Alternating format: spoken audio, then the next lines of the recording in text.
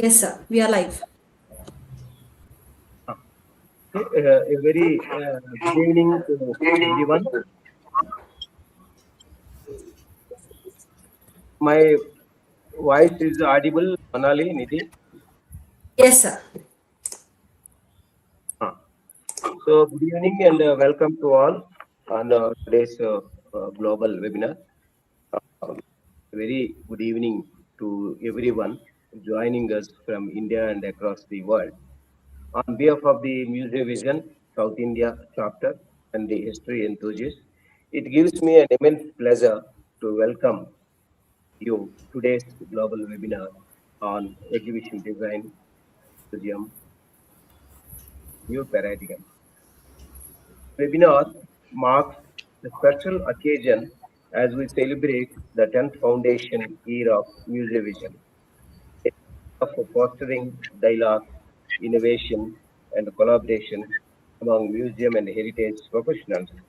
We are delighted to have with us eminent keynote speaker and the panelists and very distinguished senior museum professionals and the brilliant scholars. Now,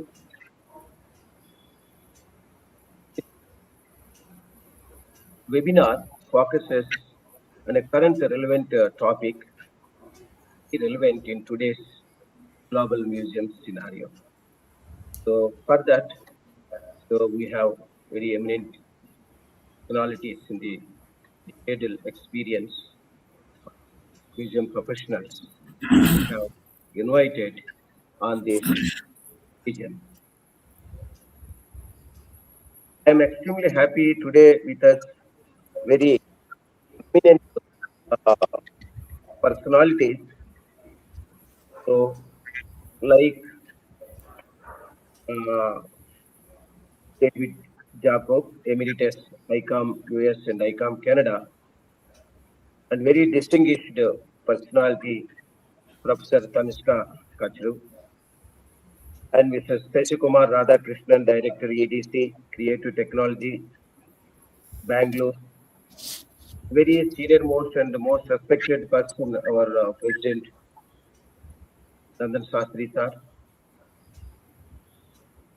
And another distinguished personality with us, our coordinator of the entire Dr. Siddhan Gowdaji. And I'm extremely happy to introduce today with us a brilliant scholars, both Manali and Niti. They are very dynamic. Their role is very significant in this.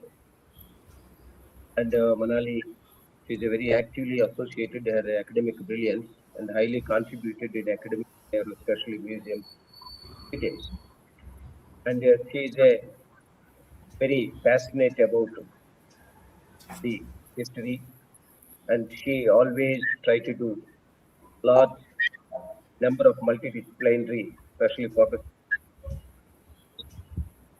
India, especially for South India.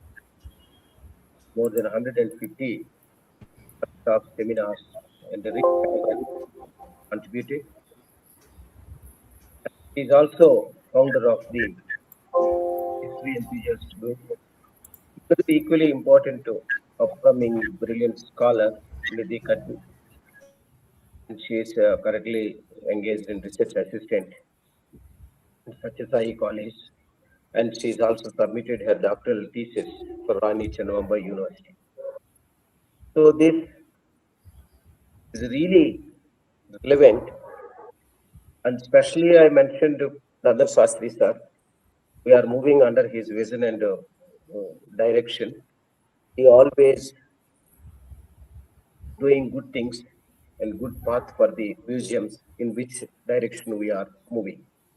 And the title and topic, he had given lot of time, many times he had given corrected and references, and finally they finalized the topic, which is very relevant. For that, distinguished scholars were invited. Now, under the eminent persons who will take lot of benefits for their discussions and their decadal experience, and it's really enriching for us. Now, I don't want to take much time with this short introducing remarks on today's global webinar. So now I request to our moderators to lead further course of this global webinar. Thank you so much for giving this opportunity. I am also part of this global webinar. So thank you, Manali and Nidhi, and all of senior people, those who are in the uh, today webinar. Thank you. Thank you so much. Thank you, Dr. P. Shankar Rao, for your kind introduction. Good evening, everyone. On behalf of Museovision South India chapter and the history enthusiasts, it gives me immense pleasure to extend a heartfelt welcome to all our distinguished guests, speakers, museum professionals, researchers, educators, students, heritage practitioners, and participants joining us from different parts of India and across the world. Today is particularly special occasion as we celebrate the 10th foundation year of Museovision, a remarkable milestone that reflects a decade of dedication towards promoting museums, heritage, and professional dialogue across disciplines and borders. It is our privilege to welcome our esteemed Honorary President of the History Enthusiasts, Srinandan Shastriji, former curator of the Sardar Patel University Museum, Vallabha Vidyanagar, Gujarat, whose lifelong contribution to museum development and heritage interpretation continues to inspire professionals across the country. We are deeply honored by the presence of our coordinator, Dr. H.M. Siddhanagaudar, former director of the Department of Archaeology, Museums and Heritage, Government of Karnataka, whose guidance and encouragement have been instrumental in conceptualizing this webinar. I also extend a warm welcome to our joint coordinators, Dr. P. Shankar Rao, Assistant Curator, Administrative Officer, Indira Gandhi Rashtriya Manav Sangrahalaya Bhopal, and Ms. Manali Mumaya, Founder President of the History Enthusiasts, whose dedication and meticulous planning have made today's event possible.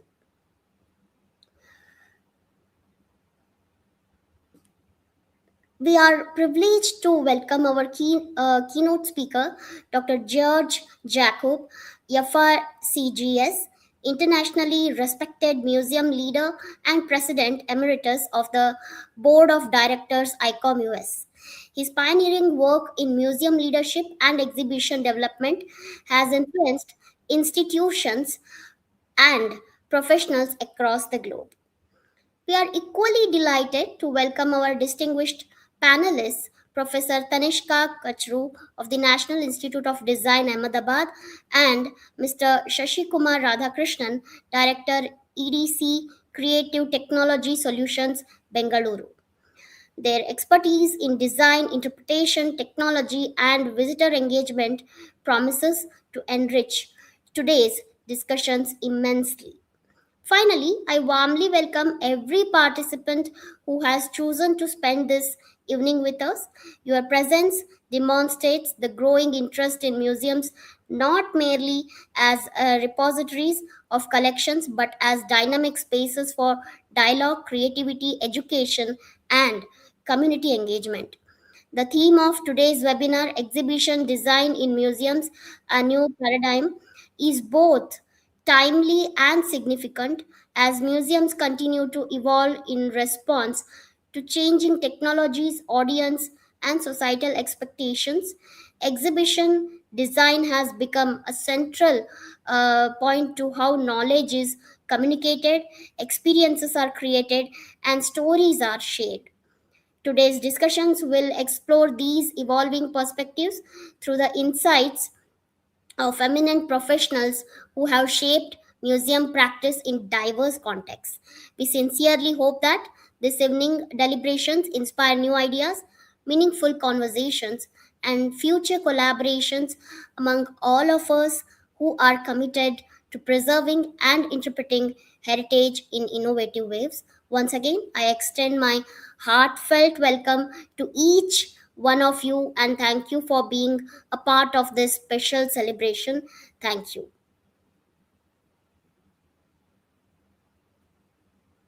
Thank you very much, Nidhi, for your gracious welcome address. Um, every academic gathering is enriched by the presence and guidance of an experienced chair and whose wisdom and perspective lend direction to the endeavor that we have in our hand. It is therefore my privilege and honor to invite our honorary president of the history enthusiasts and one of the founding members of Museovision, Sri Nandan Shastriji, former curator of the Sardar Patel University Museum, Vallabh Vidyanagar, Gujarat, to kindly preside over today's global webinar. Shastriji has been closely associated with Museovision since its inception and has several decades. He has given several decades to museum development, heritage interpretation, and promotion of museological scholarship. So it is only apt that we have him as today's webinar's president. Sir, kindly accept our invitation. Oh, yes, Manali, thank you very much. And let us move ahead as per minute schedule. Thank you very much, sir. On behalf of both Museovision and the history enthusiasts for accepting to preside over today's session. Every meaningful discussion also begins with a clear understanding of its purpose and its context. So to set the stage for today's deliberations, it is now my pleasure to invite the coordinator of today's webinar, Dr. H.M. Siddhangaudar, sir, former director of the Department of Archaeology, Museums and Heritage, Government of Karnataka, to present the concept note of this webinar.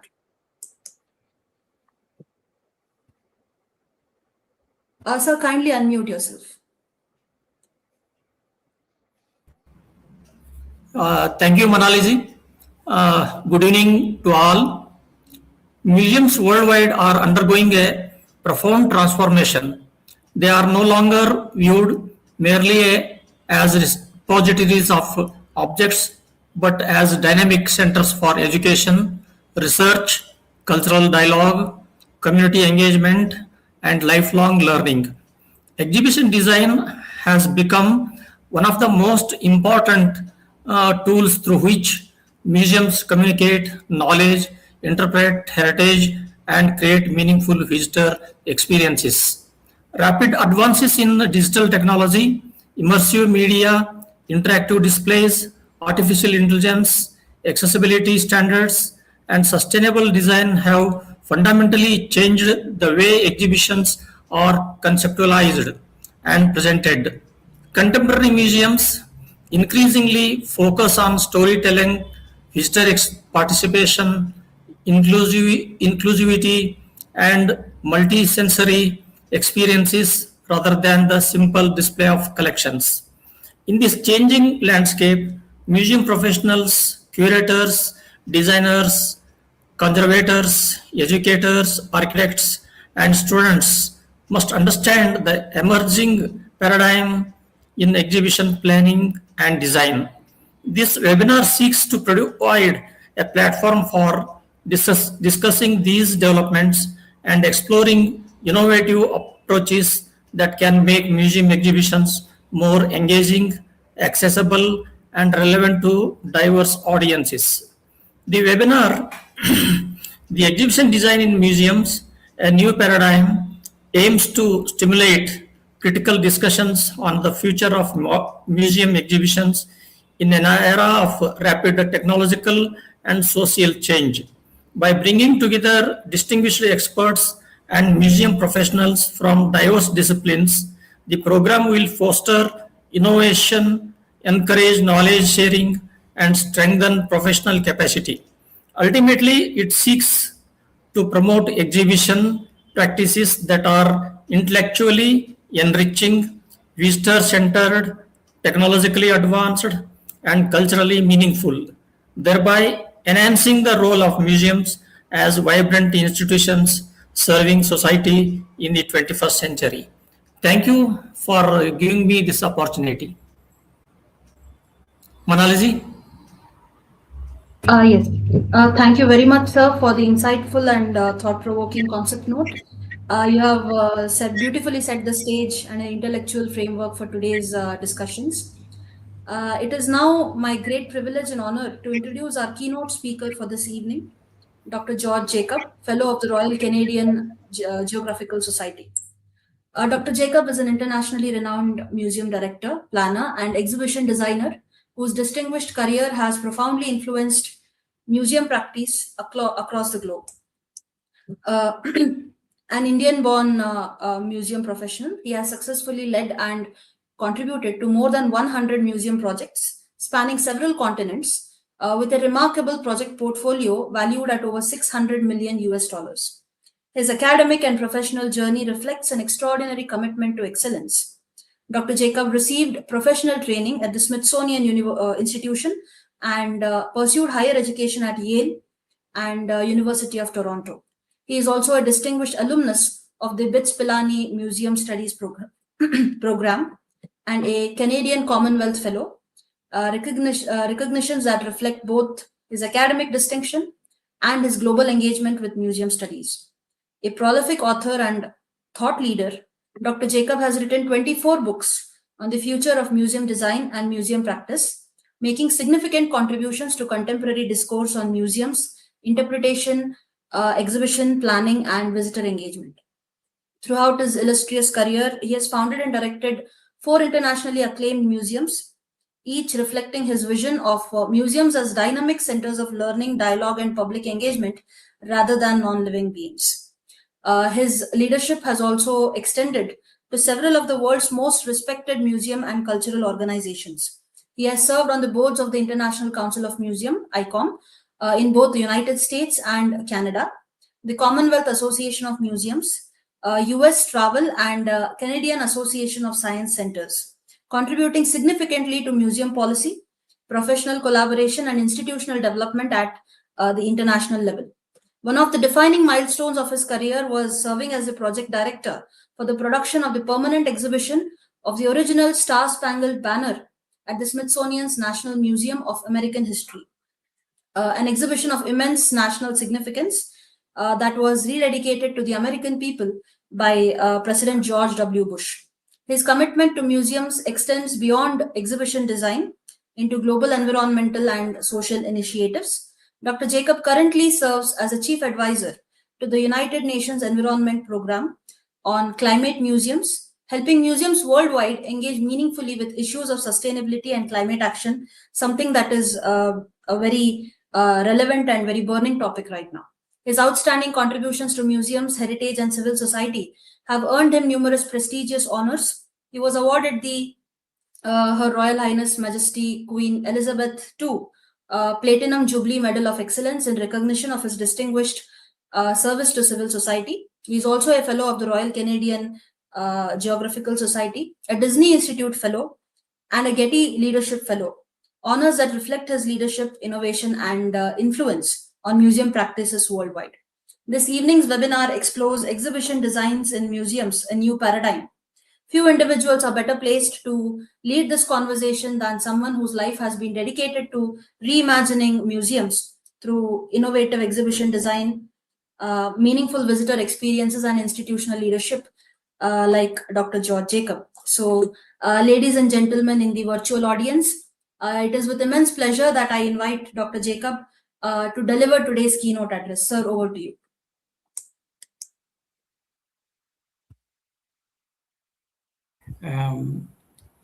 I should begin by thanking Mr. Nandan Shastri for getting in touch with me a few months ago, and then staying in touch over several months, sharing developments in the museum sector and sharing the history and background of Museovision, which I'm told is turning 10 today.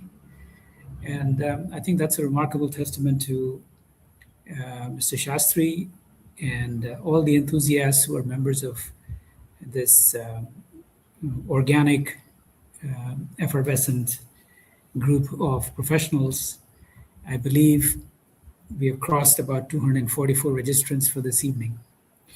So given the paucity of time, I'll quickly share a little bit about my background and share about 7 projects that are diverse and very different in terms of the exhibit treatment, and kind of walk you through the context which led to the creation of that exhibit experience in each of those institutions. So bear with me while I share my screen.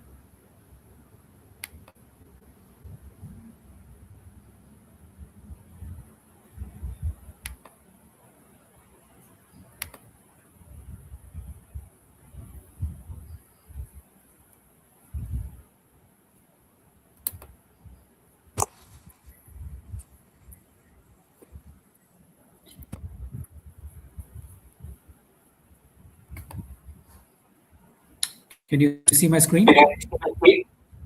Not yet, sir. Okay.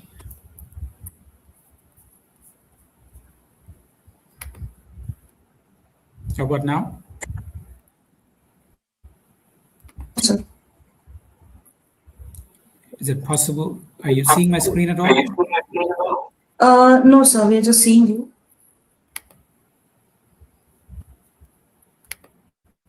How about now? Yes, we can see it now, sir.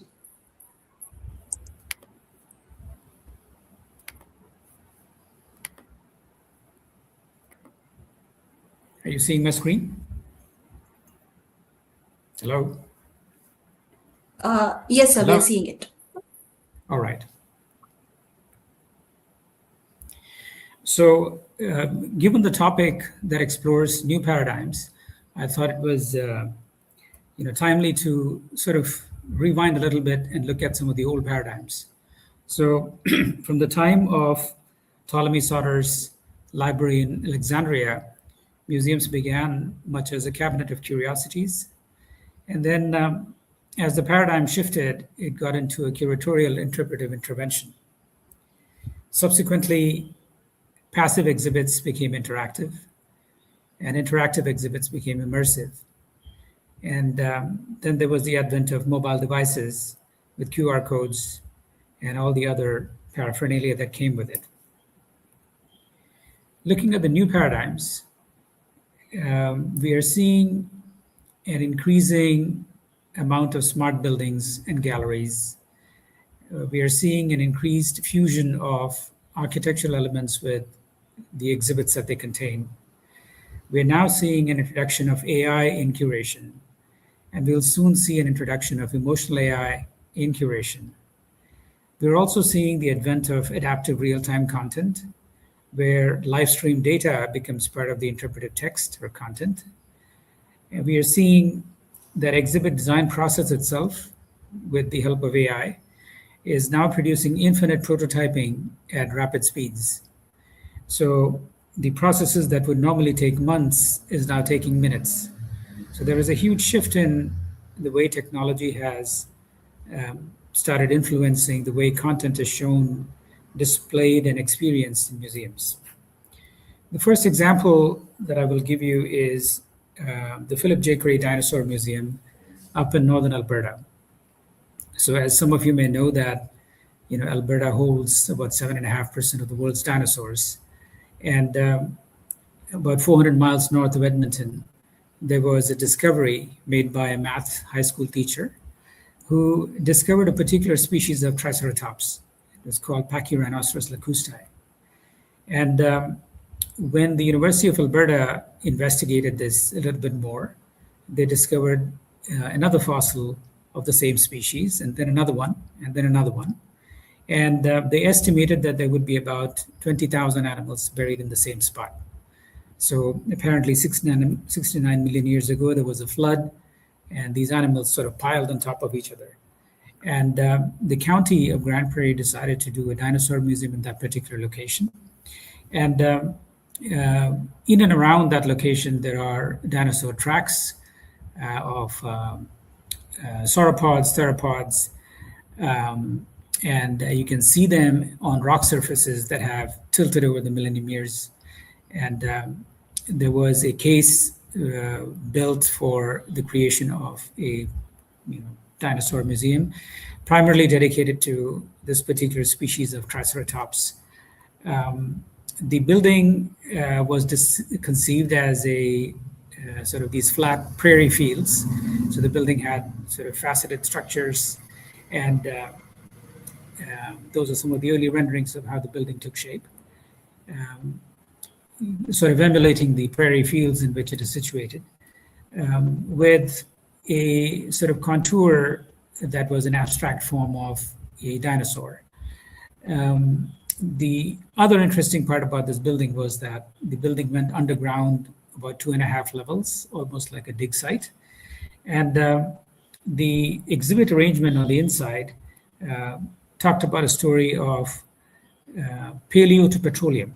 This is an area which is rich in petroleum, and there is a lot of oil prospecting that happens in addition to fracking that happens in that location.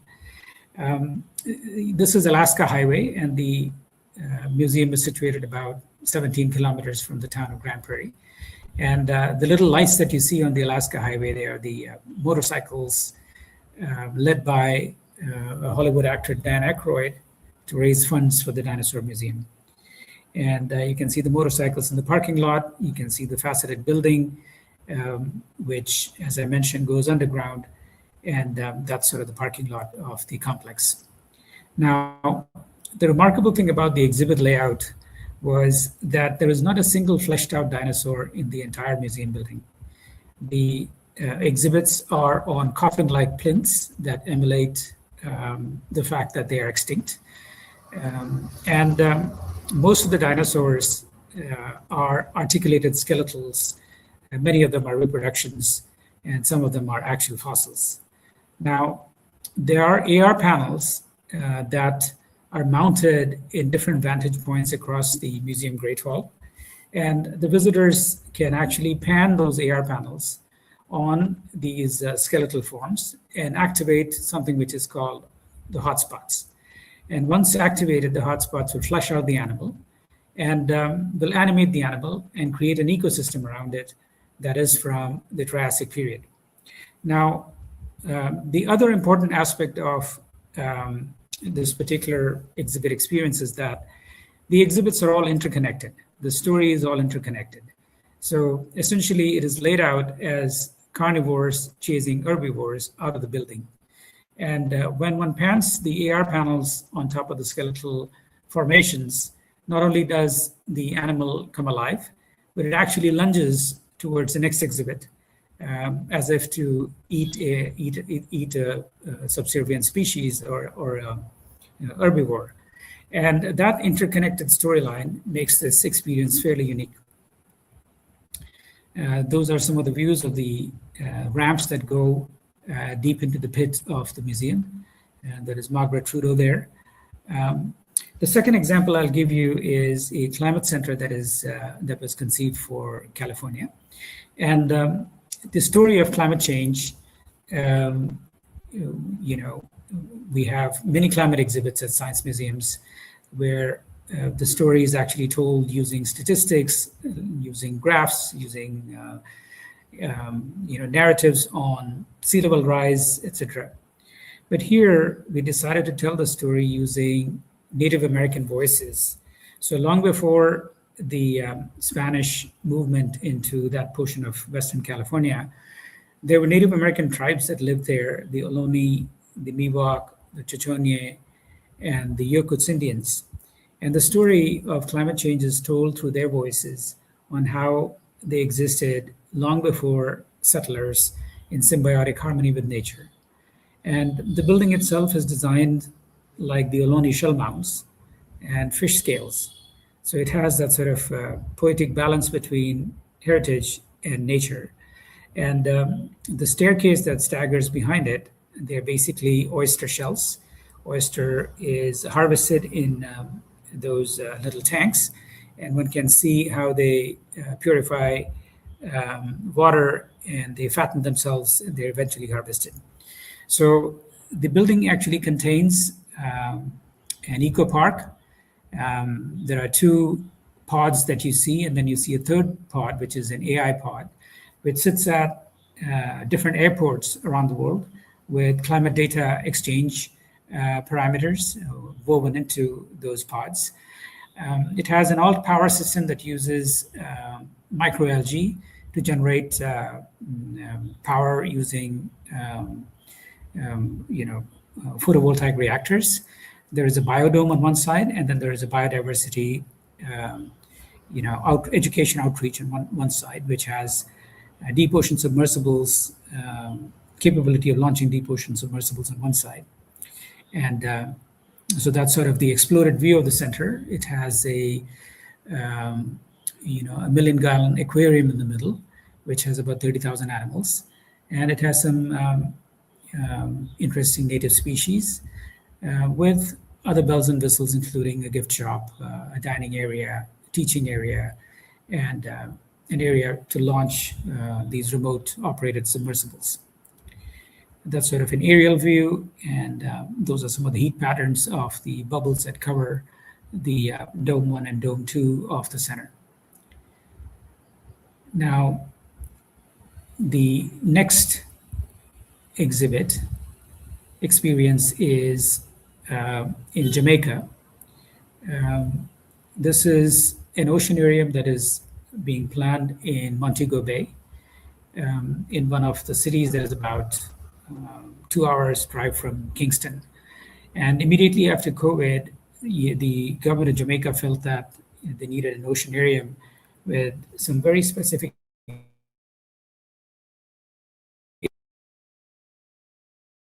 exhibit content. And so this is the 15 acres. And this configuration is oxidized titanium, which has this sort of pale turquoise tint. There are 3 shells that sit on the tip of the ocean. The main shell has a cascade front, and then the exhibit experience goes from the top to the bottom. The second shell is the education and outreach shell, which has a living mangrove on top. And the third shell, which you don't see in this visual, it's on the next visual, has the life support system that holds a 2.2 million gallon aquarium with live animals. The building is inspired by elkhorn corals and cross section of sea urchins that gives it this beautiful sort of faceted texture. And because there is no ambient light, the nighttime views of the center are pretty spectacular. The titanium also comes with a 100-year warranty against corrosion. So, for an island that is prone to hurricanes, that has very heavy salt air content, this structure is one of the most stable structures that can actually hold 2.2 million gallons of salt water in the main tanks. This is yet another exhibit experience that focuses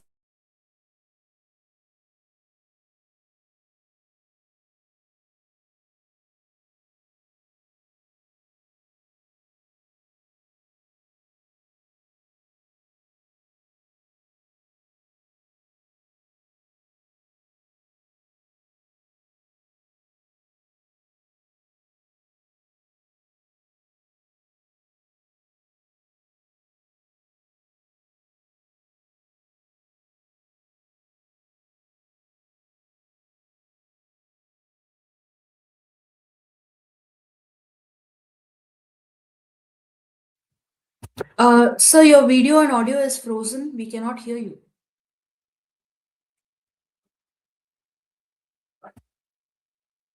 Sir? Oh, I think there has been some technical issue. I will inform sir.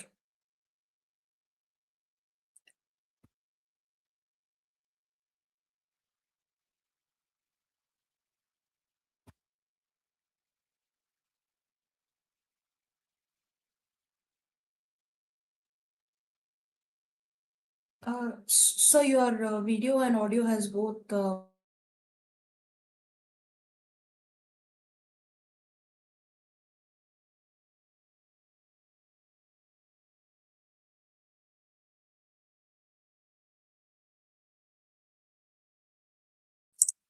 Yes, sorry for the inconvenience caused. There has been a network issue. Sir is joining shortly.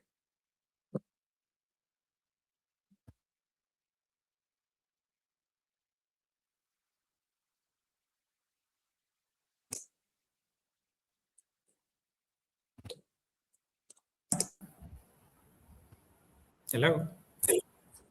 Yes. And I'm not sure when I dropped off the screen. Just a second ago, sir. Okay.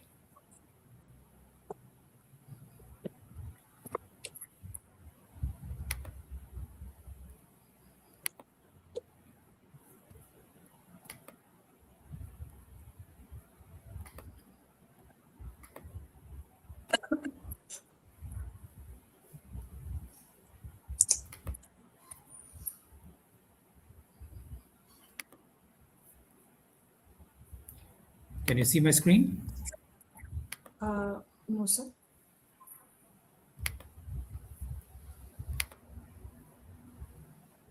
How about now? Not yet, sir.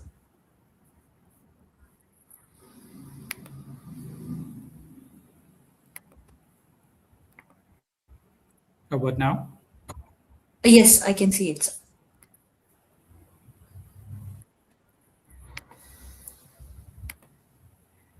Okay, so we were talking about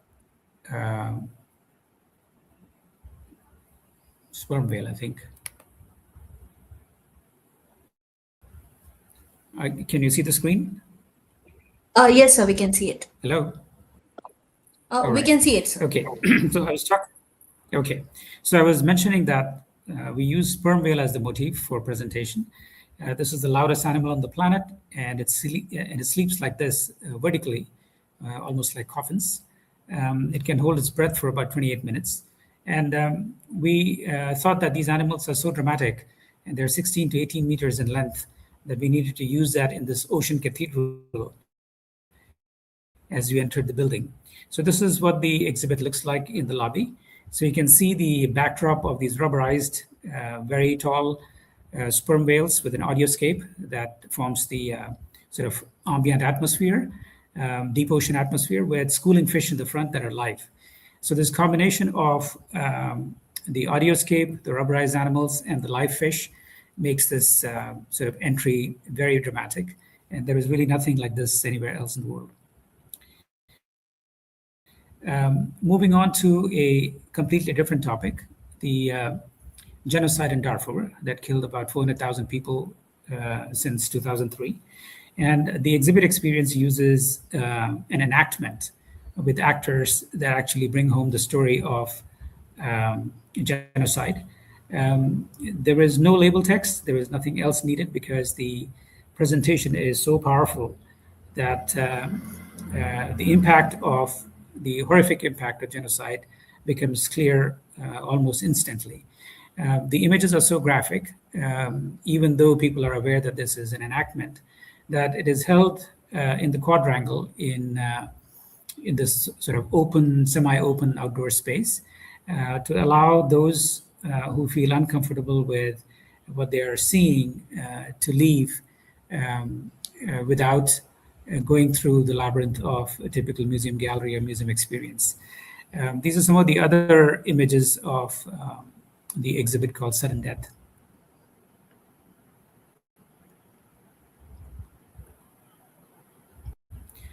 Moving on to an exhibit experience in northern Punjab.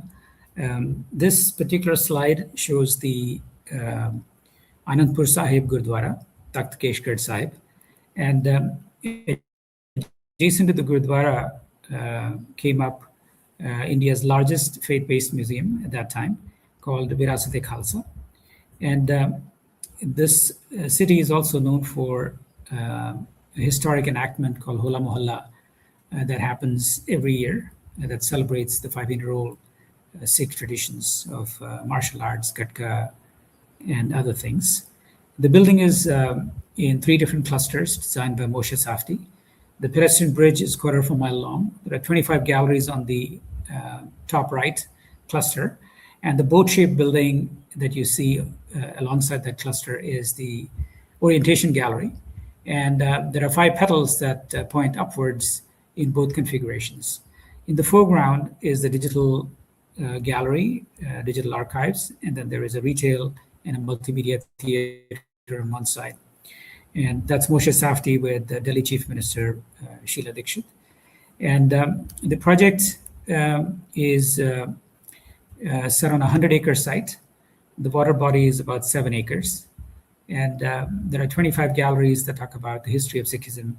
And it's a linear exhibit experience that uses headsets. The use of interpretive panels is minimal. And this is that boat-shaped gallery that I pointed out earlier, which engaged about 600 craftsmen from various districts across the state to create the world's single largest hand-painted mural. There is also, this is the volumetric space, so you can see how large this space is. The ramp hairpins up 3 floors, and this orients the visitors into the gallery space. This is the finished orientation space that talks about festivals from Diwali to Holi to Baisakhi, and then the galleries kind of meander through the 5 large spaces and 5 not so large spaces, but very tall spaces. The exhibit experience is rendered through a combination of prose and poetry with very minimal text, interpretive text in the galleries. Most of the murals are painted directly on the wall, and there is a significant dosage of metaphor that is used to tell the story of Sikhism and propound the axiom of universalism. These are some of the galleries that use fabric, like Chandni, Fulkari, these traditional Zardozi, all those forms of embroidery are used in the gallery spaces. This is an example of an exhibit that is symbolic and metaphoric in more ways than one. We had to follow strict guidelines set by the SGPC on how the story could be told and what could not be shown. And this particular exhibit is the martyrdom of Guru Arjan Dev. So essentially it shows a flame underneath an empty wok. And then there is a steel armature, a polished steel armature at the back, which goes up about 30 feet. The story, as many of you know, is that when he was asked to convert to Islam, he chose to become a martyr, and he was burnt alive on hot sand on that wok. And we thought that the one of compelling ways of showing that would be with this abstraction of the flame, the empty wok, and the steel armature, which sits like this outdoors. The armature actually reflects the flying birds and floating clouds, and the headsets have this rendition of poetry and song that essentially says "Tera kiya meetha lage," which translates to "Lord, thy doing is sweet," as he was giving up his life.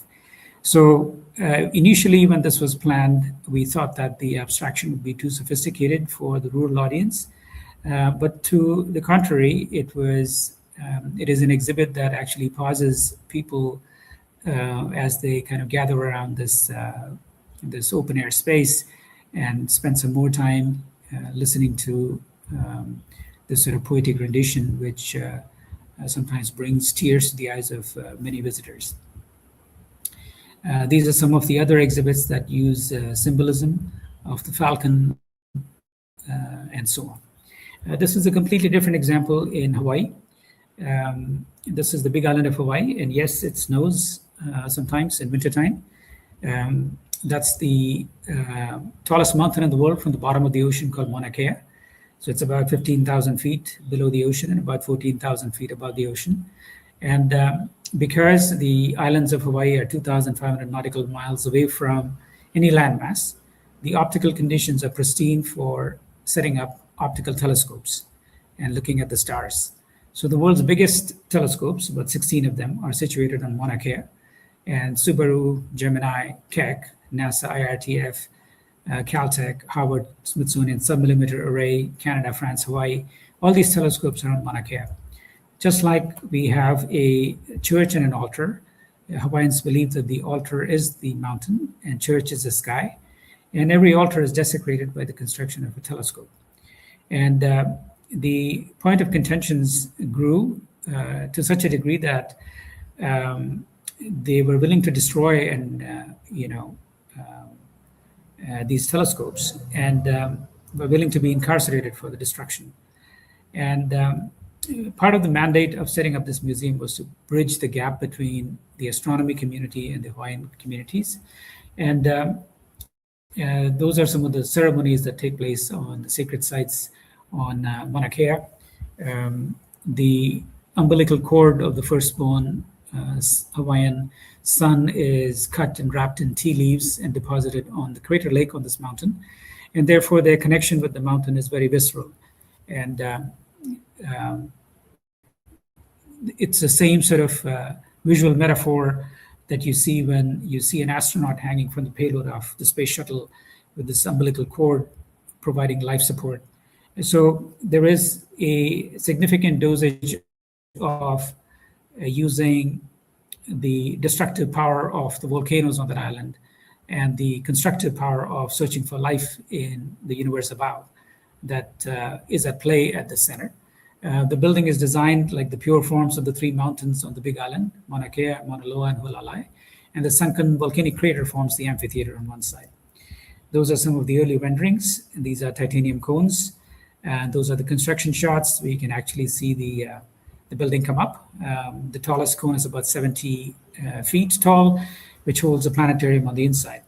And that talks about the navigational power of Hawaiians as they sail from New Zealand to Rapa Nui to the Hawaiian Islands using their own star charts on the double-hull canoes. So those stories come alive in this particular location. Exhibits are becoming more and more sophisticated with technology. They're experimenting more and more with immersive ambient environments like this one at the Chengdu Science Fiction Science Museum Time Tunnel exhibit that is coming up as we speak. These are some of the other organic immersive exhibit experiences that were on display at the Venice Biennale from Japan. And this is a microworlds exhibit that talks about planktons, fungi, and insects. And this is in a new exhibit experience coming up in Singapore in this place called Exploria.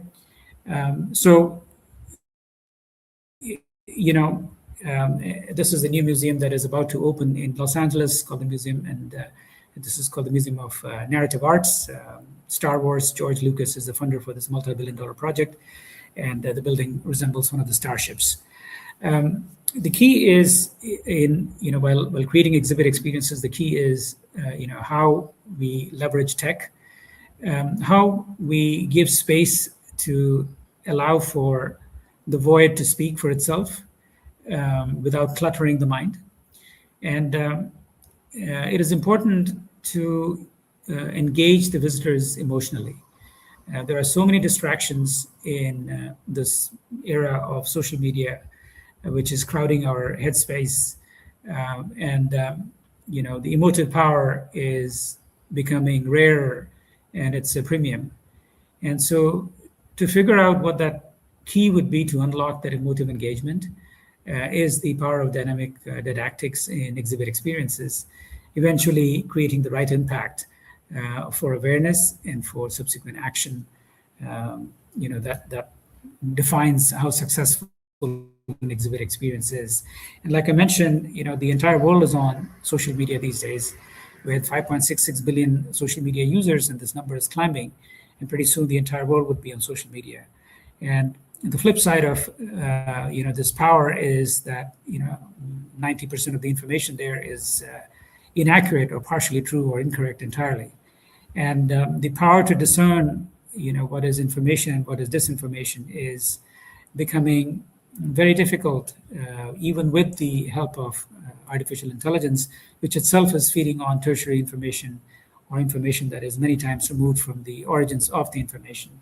So attention I'm going to leave you with this thought that attention has replaced information as the only currency that will sustain museums of the future. Thank you.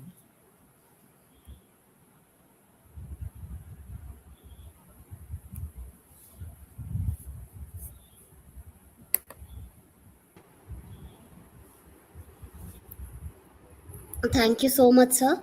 Your insights have provided us with the compiling vision and, of course, have offered an excellent foundation for the discussions that now we follow.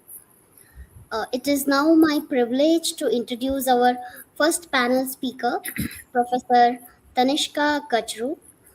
Professor Tanishka Kachru is a senior faculty member at the National Institute of Design, Ahmedabad, one of India's premier institutions for design, education, and research.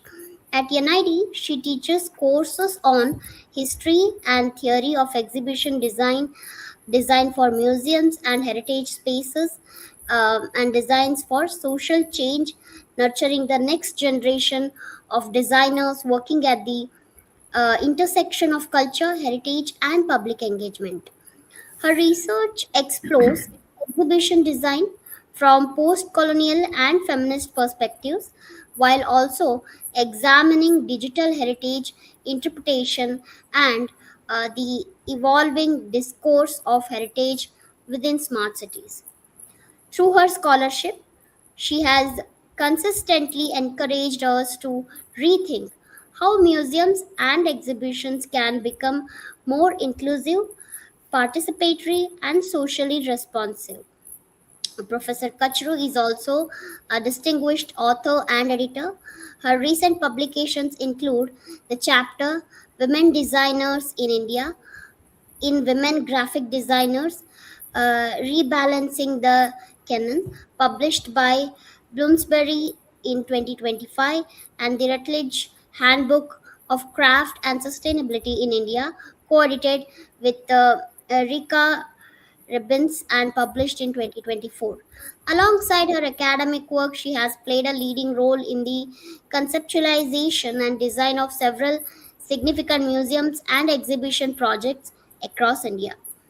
These include the permanent exhibition for the IIMA archives in Ahmedabad in 2021, the museum on the life of Swami Vivekananda for the Ramakrishna Mission at Khetri, Rajasthan, completed in 2019, and the Kasturba Lalbai Museum in Ahmedabad, implemented in 2017.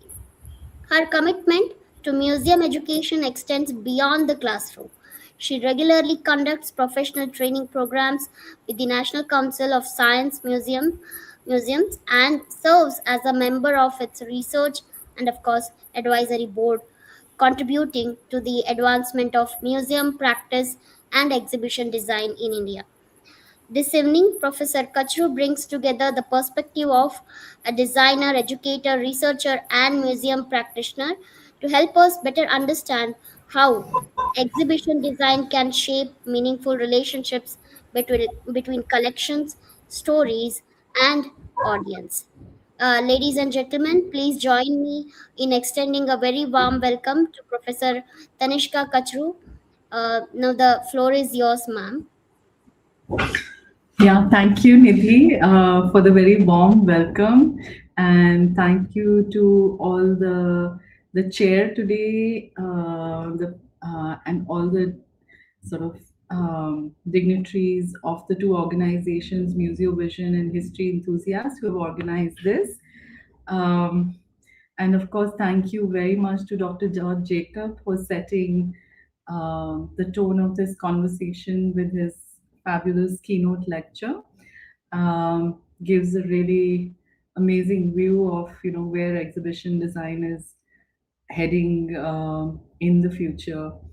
I'm going to share my screen now.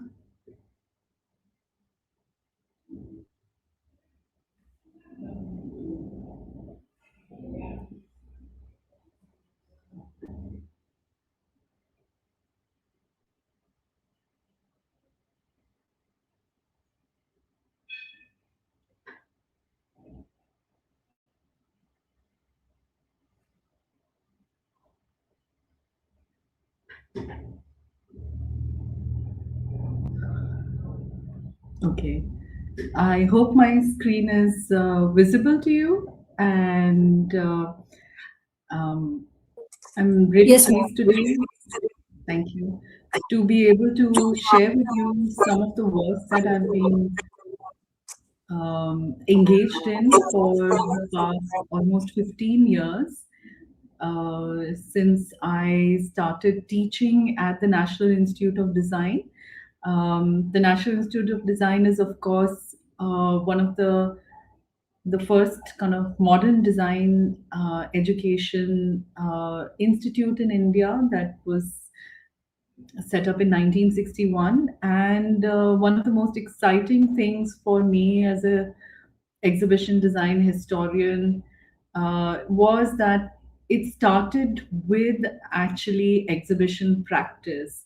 So many of the kind of histories of modern exhibition design in India lie within the archives of this institution, which I have had the great honor and pleasure of having access to and working with over the last 15 years. But what I'm going to share with you today is around this theme and the idea of designing inclusive digital interactive exhibits for all kinds of audiences, because this is a challenge that, as a designer in a context which has so much socio-cultural and physical diversity as India, that we deal with on a daily basis. What does the inclusivity mean in specific contexts? Can there be models that we use across, or are there ideas that kind of inform our practice as exhibition designers? Is something that I wanted to use this 10-15 minutes to reflect on with all of you. So the two questions that drive our inquiry as designers who work within museums and create exhibitions are: one, that what can be the approaches to design of technology? So not that technology is driving the way we design, but how can we actually work on design of technology to support our ideas, our storytellings, our imagination of what digital interactives can be for all kinds of audiences in all kinds of contexts. And secondly, the question of how exhibit semantics can influence audience perception, experience, and understanding of the exhibit's meaning. So this is a very important kind of question for any exhibition designer when we are thinking about, form, we are thinking about usability, we are thinking about, uh, how something looks within a space and what kind of space it occupies. So I'm going to actually use this project that I completed along with a huge team from NID, which I was leading for some years, on a biographical museum on the life of Swami Vivekanand, which is actually called Ajit Vivek Museum. So the reason this museum is in this remote region of Khetri, Rajasthan, and those of you who don't know the geography, let me sort of put it this way: it's actually quite close to Pilani, where Bits Pilani is. And it's a very small town, and I saw that over the 7-8 years that we worked there, nothing much really changed. But the reason it's there is because Swami Vivekanand visited this town 3 times to meet his friend Raja Ajit Singh, and so therefore it's a site of memory. It also has a deep historical significance for the people who live there because it's part of their history. But it also has connected with larger histories and historical movements, and it actually gets a lot of visitors from across the country, but also global. So there was a really a need to develop a museum at this place, and the Ramakrishna Mission that had this building, which was donated by the Raja, asked NID to work on it. So I'm just going to talk about two exhibits that we developed as a way of, how do you approach, the questions, the inquiries that we had in mind, how do you see that as a design challenge, and how do you, as a designer, exhibit designer, how do we approach it? So this exhibit, and here you can see on the screen, one of the designers has developed a storyboard, because this is a very important episode in the story.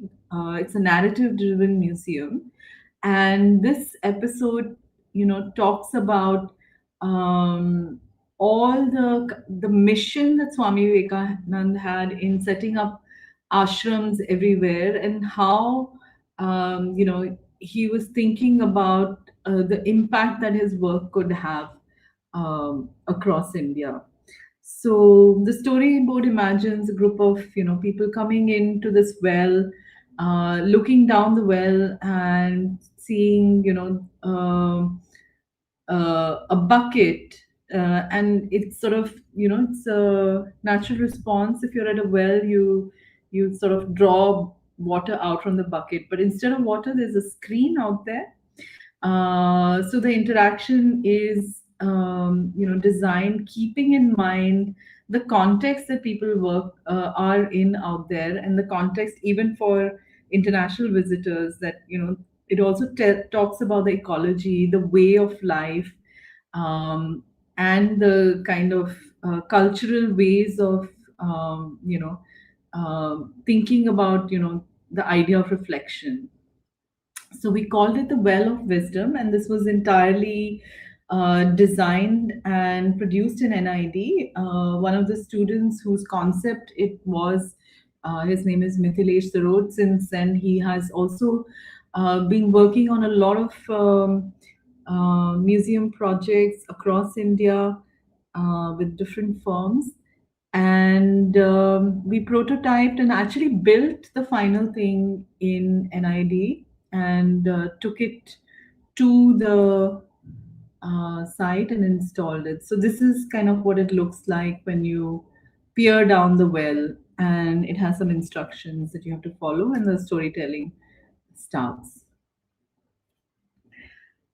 The second sort of inquiry that drives our exhibition design practice is that how do we empower rural audiences to locate themselves in global histories? So when you're telling stories which are, talk about things that are very remote for people, so how do you pull the local audience into it? And this is really important for us. So this second exhibit is kept designed keeping that in mind, where Swami Vivekananda, he traveled many times to the West, and his first journey took him 2 years. He went to the Parliament of Religions and delivered the famous speech, and at that and he's traveling not westwards but eastwards, and we have many records of his journey, a lot of archives, his letters to well-known people, but also and descriptive letters going to China, Japan. So we wanted this to kind of also be a way to allow people to see themselves within this kind of global history. So the idea of travel and discovery is something that we tried to develop through a series of interactive exhibits, and this is only one of them. There are a few others as well. And today young people are traveling virtually all the time using mobile phones, and this was designed about keeping in mind about 10 years back, And at that time, we didn't have curved screens, but so we used 3 screens, so it's like a triptych, and the animation and the image, everything flows across seamlessly across these screens. And the way it's controlled is that you're on a ship's deck, right? And you're turning this wheel. The speed at which you turn the wheel and the direction that you turn in controls the direction of the animation on the screen. And it's really very intuitive. It's also very low tech, and I was really pleased that when I visited the museum 3 years after it opened for a conference, everything was working flawlessly, because it was designed keeping in mind that in this rural location, how do we actually approach maintenance and upgrades and everything. This is another exhibit. It's a simple slider that allows people to, visit different places from at the time that Vivekanand was there, and to imagine, what it would be to travel through these geographies. It also has another layer where you have an audio guide, which also allows you to kind of understand how these places have evolved over time. Like, what is it, if you go to Paris today, what is happening there today, right? So it's sort of helping connect the past with the present. I want to just quickly conclude with talking a little bit about my teaching practice. And it's really important for me that exhibition designers should engage with real world challenges.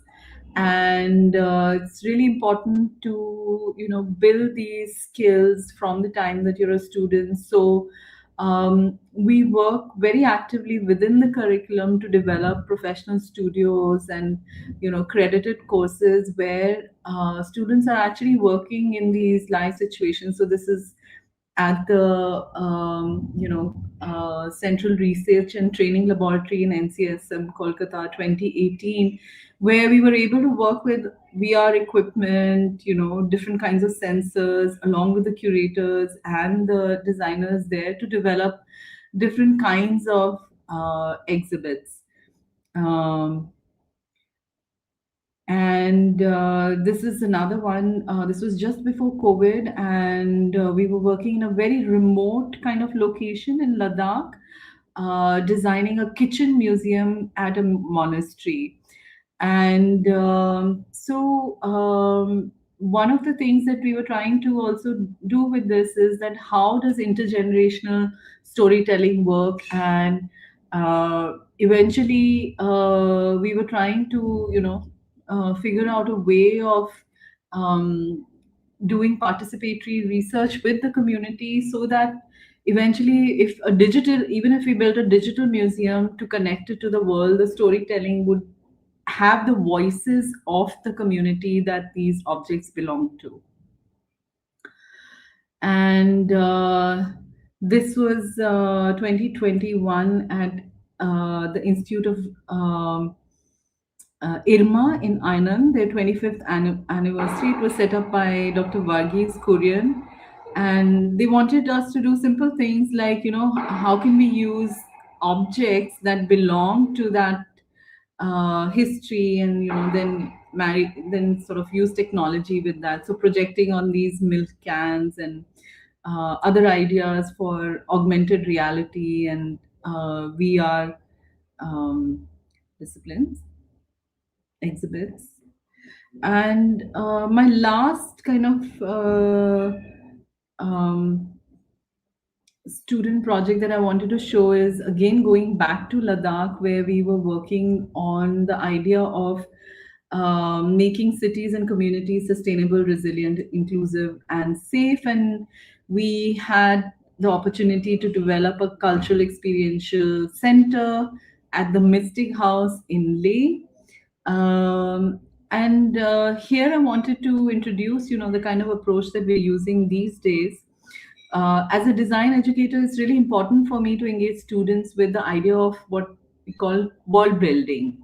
And this emerges from the belief that designers need to and can play an important role in visualizing alternative future narratives that can provoke and question and seek, a transition to the future. So, if what I started doing was looking at game mechanics and elements that are present in most games, we see overlap with play theory, the theory of play. So you experiment, fail, receive feedback, revise strategies, and reattempt play, which are all components of the games that we, play. So we know that clear parallels exist between play theory and game-based learning, and whether it's gameplay or other forms of play, it creates an environment of low pressure learning and allowing for failure to become a learning opportunity. So it creates trust, build relationships, and this creates conditions for increasing cooperation and collaboration. So this project, we actually tried this approach, and this was with a project with the Himalayan Institute of Alternatives in Ladakh. The students from the exhibition design program, there was a group of four. They consider the role of narrative-based strategy in enhancing the transmission of values and messages through this world-building practice. So one of the design proposals to come out of this interrogation was a card game called Ladakhi Futures that allows for participatory visioning of future worlds. And then, this game was also then converted into a digital platform. But this physical, the opportunity for physical prototyping in that context actually really helped develop the game, so that we could then create a digital version of it. Another was a design proposal for a playroom in the future house, which mirrored the traditional house, which will engage people in solving problems by working together to preserve shared heritage. It gives opportunity for guided sort of narration, and this is the last one, which is basically about the food culture of the region, which is very, very important because it has this very unique kind of biodiversity.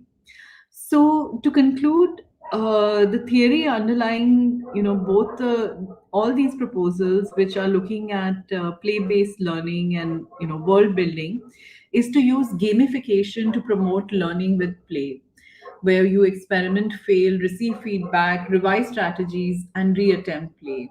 And these ideas also allow for narratives based on distributed knowledge and rejection of, sort of this idea of singular naturalized history, so that you can have plural and multiple voices within the storytelling that you're doing in exhibitions.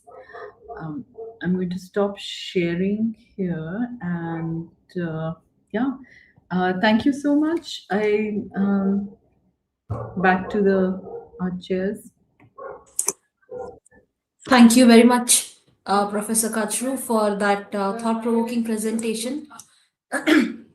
You have beautifully illustrated how thoughtful exhibition design can bridge history and technology and human experience to create museums that are inclusive, engaging, meaningful for visitors. So we sincerely appreciate your inspiring insights, and thank you for being with us today. As we continue the conversation, we now turn our attention from inclusive exhibition to a broader relationship between design, interpretation, emotion, and memory in museum experiences. So it is my pleasure to introduce our second panel speaker, Mr. Shashikumar Radhakrishnan. Mr. Radhakrishnan is a seasoned business leader with more than 3 decades of experience in marketing, sales, and business development across leading multinational corporations. As director of the EDC Creative Technology Solutions, Bengaluru, he has emerged as one of India's pioneers in the fields of museum development, experiential spaces, immersive technologies, and digital interpretation, helping transform the way museums and cultural institutions engage with their audiences. In his present role, he leads business development and strategic growth, overseeing project innovation, client partnerships, and the successful execution of complex museum and experiential projects for government institutions, cultural organizations, and corporate clients.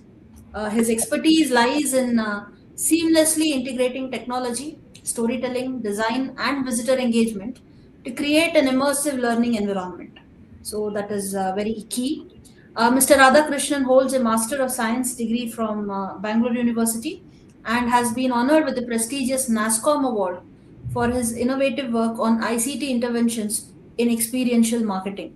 His pioneering approach to blending technology with communication and interpretation has established him as a recognized thought leader in today's rapidly evolving uh, digital landscape.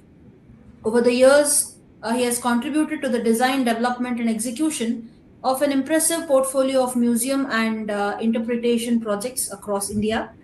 His works include the Statue of Unity Museum, the Sun Temple Konark Interactive Interpretation Center, the L&T Corporate Museum, the Nimhans Museum in Bengaluru, the Coffee Yatra Museum, the Madras Regimental Center Museum, the Crafts Museum of South India, the Major Dhyanchand Memorial Museum, the Sardar Vallabhbhai Patel Museum in Vallabh Vidyanagar, and several others.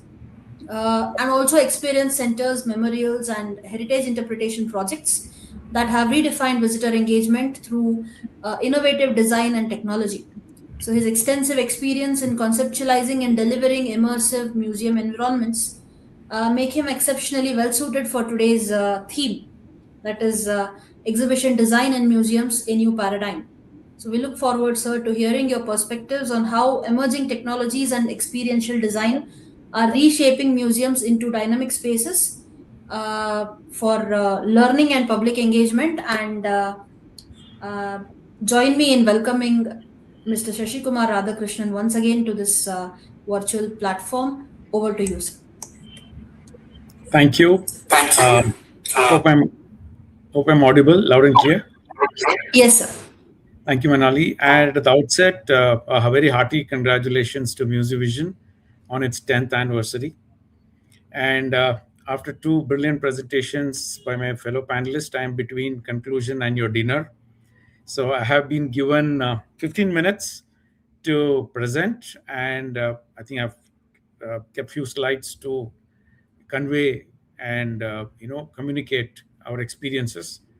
Can you go to the first slide, please? So we've been in business since 30 years, and in fact, the 32nd year, we do museums, experience centers, and interpretation centers. Next slide, please. So, as I would focus my presentation more as a practitioner point of view, being involved in projects and setting up this practice in EDC, and being in the trenches, so to say, involved in many projects, involved in design, in curation, in execution, in digital immersive experiences. And with a brilliant team in EDC, we've been able to execute multiple projects. And from the day one, we have been, designing experiences with the fusion of experiential design, technologies, content. And we believe that all these different buckets of design coalesce very well to create an immersive experience to the visitor. So, though immersive, interactive are sometimes highly misused and abused terms in experience, but I think they are very critical for a good museum experience. And I think that's, as a practitioner's point of view, we will share our experience. Next slide, please. So, what creates a good museum? And needless to say, we had brilliant presentations by Dr. Jacob and my previous speaker.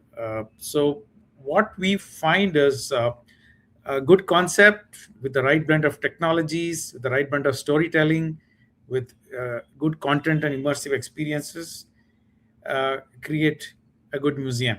And this applies to a good experience center. So it's not necessarily a museum. It could be a corporate, which we do a lot of experience centers. How do we showcase the products and services in an interactive, immersive and deep dive into a space without much effort. So, experience design, space design, immersive technologies, and content design should tightly integrate to give a good experience. Next slide, please. We have, for the past maybe 30 years, we have done close to 50 projects, small, medium, and large. And it's been our experience and expertise. We find that there are some, so we talk of the new paradigm, and we ask internally within our discussions in office, what are the things in the old paradigm we should definitely get away with? uh, One of the challenges we find is, again, it's not intentional, but some of the things are by default and not by design. Curators design museums for another set of curators. That's a big challenge. So we have to break that barrier and that paradigm. And next, how do we bring in a creative mix of all these technologies to convey a concept or a story very effectively? Though it's been the vision statement of great curators and great museum designers, there are challenges. How do you bring the right mix? So this is a partial list of projects what we have done in the last few years. So notable are the L&T Corporate Museum in Mumbai, the Statue of Unity Museum, the MRC, the Madras Regiment Center in Kunur, Wellington. It's the oldest regiment in the Indian Army, close to 350 years. Interestingly, Sir Arthur Wellesley was one of the generals of Madras Regiment who defeated Tipu in the Indo-Carnatic Wars, Anglo-Carnatic Wars, and he went back to England and took a major role in the Battle of Waterloo to defeat Napoleon. So his history is very well covered here in this museum. We have the Konark Sun Temple Museum, the Jang-e-Azadi Museum to date. In Punjab is, I think, the largest museum complex, around 5 lakh square feet. So we designed a lot of immersive spaces to cover the Cellular Jail Museum in Andamans and also the Jallianwala Bagh episode. Due to paucity of time, I'm not running the videos and pictures, but I just like to talk about some of the experiences and challenges and success stories which we would like to share. The Somnath temple, we had a good challenge of creating 3D projection mapping and talking about the rich history of the temple and chronicle the 1,000-year history of the temple with an interactive, I mean, not interactive, I would say a good facade multimedia projection and sound and light show with 3D projection mapping. We've also done the Sardar Vallabhbhai Patel Museum, so I'll restrict my examples to museums and leave aside experience centers, considering the scope of the topic of this session. Next slide, please. So, design, interpretation, emotion, and memory, I think they're very critical in all the projects. So on the right side, you see one of those exhibits done in the MRC Museum. It's the famous Kalaripaitu sequence. So we could have shown it through a video, we could have shown it through kind of an exhibit, but we said how do we make this very dramatic? And Kalaripaitu has famous air fights with swords and different accessories. So we have to bring in traditional methods of storytelling, traditional methods of curation, along with interpretation. And I believe, like doctors have a Hippocratic oath, in museum professionals should have a curator's oath. Is how do we ensure that the target audience, typically we define for a museum as 8 to 80-year-old, from an 8-year-old child to an 80-year-old adult, how do we ensure that they actually take home at least 50 to 60% of the intended message or content back effortlessly and immersively? Because there are many ways to do. You could read a book, you could watch a video, you could have somebody talking about oral history. But how do we blend all this and create that experience within a museum so that the visitor can seamlessly soak into that information? Next slide, please. So we talk about the paradigm shift, and obviously, as mentioned by previous speakers, technology is moving at a very fast pace. AI, generative content, citizen curators, or visitor curators all want to play a role when they visit a museum. They want to give in their feedback. You can assess whether they liked an exhibit, rather than individually commenting about the overall experience. You can go exhibit by exhibit and take their feedback. So visitors seek relevance, participation, and personalization. Okay, and this is true with typically collections. Museums which have large collections, they have to again have a lot of interpretative layers, creating the background of the story, creating the background, how it was collected, and how do you bring about, if it's an item which is of great archaeological significance, how do you bring out the story of archaeology, history, relevance to the story. And as I said, breaking the paradox of curators designing museums for another set of curators. We're very conscious of the fact that there's a large target audience, and we have to make their experience very immersive and effortless for them to understand the topics. And needless to say, storytelling and interpretation with multimedia interventions. And multimedia, the truest sense of multimedia, we have a lot of technologies which are available today. And how do we use the right use case and the right technology to convey the storytelling? Next slide, please. So uh, from an object oriented experience to the new experience. So the object oriented, very collection centric, static, and one way. And again, you need a curator or somebody to come and explain. That's ideal situation. But when you design museums today for large visitor footfalls, interpretation and experiences become key. So how do we use the right mix of technologies, content management systems, multi-sensory systems, and also participatory exhibits? With the young kids come in today, they want to participate. We have created the pledge wall in the Statue of Unity. After they visit the entire museum, there is a pledge wall where they can say what they can do for the country, right? And we see visitors with a lot of enthusiasm stand in lines to fill up, and in the digital dashboard, and see their response on the large video wall. So that brings in a lot of participation and interesting experiences to the visitor. Next slide, please. So, as a practitioner, as I said, we're talking from the trenches. As a practitioner, and I'm sure all of you know it, but we thought for people who are not very familiar, we call the 10 layers of museum design, right? And each layer could be a topic of discussion for 15 minutes each, but I've just put them as design placeholders or topic placeholders. So, first and foremost, the storyline, a curated storyline which can be conveyed, and a storyline which is different from a documentary, a storyline which is different from a video, or a collection of artifacts. How can that storyline be repurposed for a good museum experience, right? Objects and different display strategies. Uh, so we saw one of those earlier successful examples, how a sextant used in navigation by seafarers before.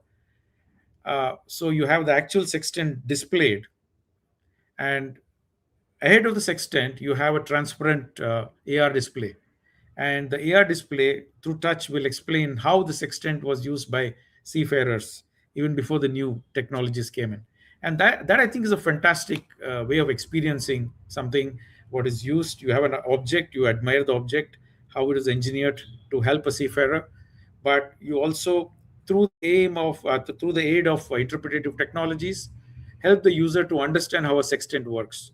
And there are a lot of several examples we've done. So post the right use of objects and display strategies, and of course you need to have lighting. Now you may think, oh, it's very ubiquitous thing, you need good lights, but how do we use lights as a navigational aid? How do we use lights to bring out spaces lit up as part of the curative experiences? And how do we also bring in with automation? Now, a lot of them mentioned about sustainability. and how they can be with this new terms like ESG being the current topic. So museums also have to be sustainable. They have to be easy to operate, lower cost of operations. So lighting, integrating lighting with the other aspects plays a very key role. Then of course technologies like audiovisual technologies, the latest in augmented reality, virtual reality, holography, and mixed reality. Accessibility, of course, you need to cater to a wide audience, but you would have people, as Ms. Kachru mentioned, that people from a rural background, people who are digitally savvy, people in between. So, how do you cater to all this audience so that they also become participatory? Uh, how do we create also good theme spaces with the use of artifacts, with the use of interactive technologies, with the use of immersive technologies, and how not to overplay them? As I said, the technology should be the back end. These experiences should come in the forefront. And how do you bring in good interpretation in multilingual with thanks to AI and a lot of creative multimedia technologies? You can bring in language is no longer barrier. You can use those translation engines to create audio guides in multiple languages, so the users can, virtually experience in their own native language. Another critical aspect is good acoustics and interaction design. Acoustics play an interactive, very important role, and how they interplay with interactive design. You would like to see that the audio doesn't disperse from one zone to another zone, and also the other immersive experiences like holography with a lot of creative digital technologies and with AI. So, how do we bring in all this as a creative experiential layer to the visitor?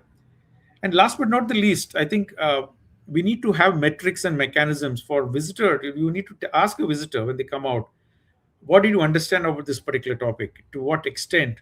And what is it you would like to talk about or you want to write about it?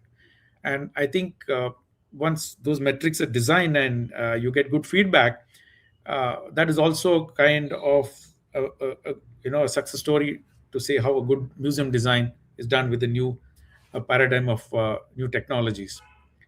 So these 10 layers fuse together, and as a visitor, when you walk in, you see one fused layer of all these experiences. Good lighting, good technology, good theme spaces, good object collection, uh, very inobtrusive use of AR, VR, and holography. They should not be in the forefront, but the back end. And how do you uh, create all these 10 layers to create one immersive experiential layer? And that's a challenge. It's easier to say about it, easier said than done, but it's very difficult because each of the topics have different challenges. If you're doing a maritime history museum, it has its own challenges. If you're talking about a biographical museum of a person like Sardar Patel, we had our own challenges, or talking about a regiment. But I think these are the key design milestones which we work on when we create new museum spaces, and each of these layers are taken up to the next level as we take challenging projects. So in some places you need to talk about projection mapping and holography, because you need to create the past. There are no good footages of some historic event. So the best way, rather than talk about it in many words and sentences, but how do you recreate it?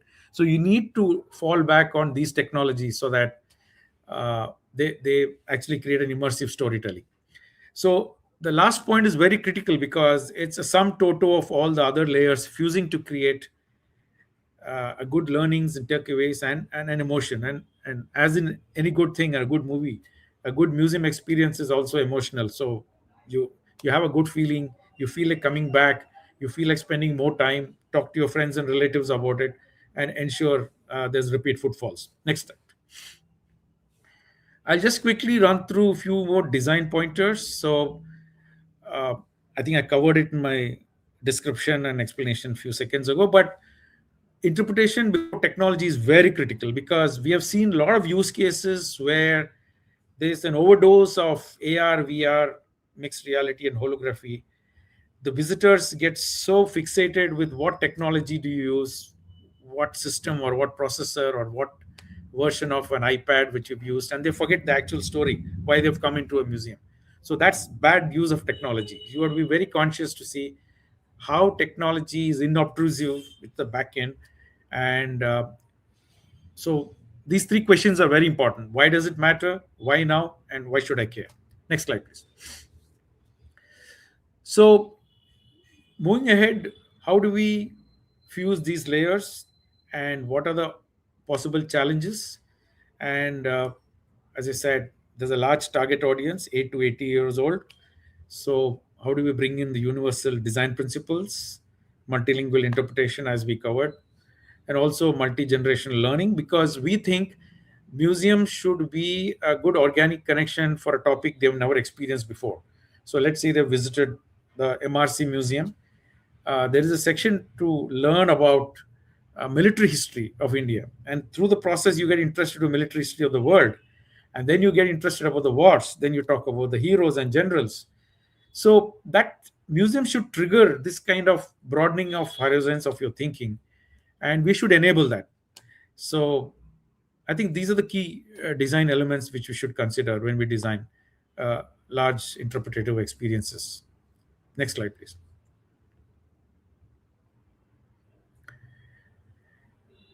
So, yeah, uh, kind of summary of so this is one of those huge interactive spaces in from one of the museums. So technology should bring out an emotion, as we said, create an engagement. People use buzzwords like edutainment, bringing better aspects of education with entertainment.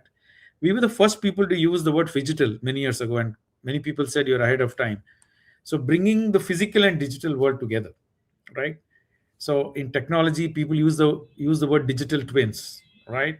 In manufacturing, even in museum experiences, you can bring this concept of digital twins by bringing the physical. I gave you this example of the sextant exhibit, the actual sextant displayed on a beautiful stand, and you have a transparent, holographic screen in front of it, a transparent screen, and it on touch explains how a sextant works.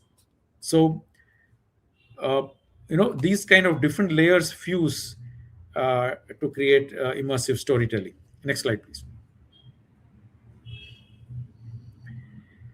So yeah, AI, digital and physical convergence, and phygital exhibits, yes, it is a key factor in all museums. So how do we bring in interactive use of AI guides, adaptive content, digital twins, augmented reality and XR layers, and real-time analytics?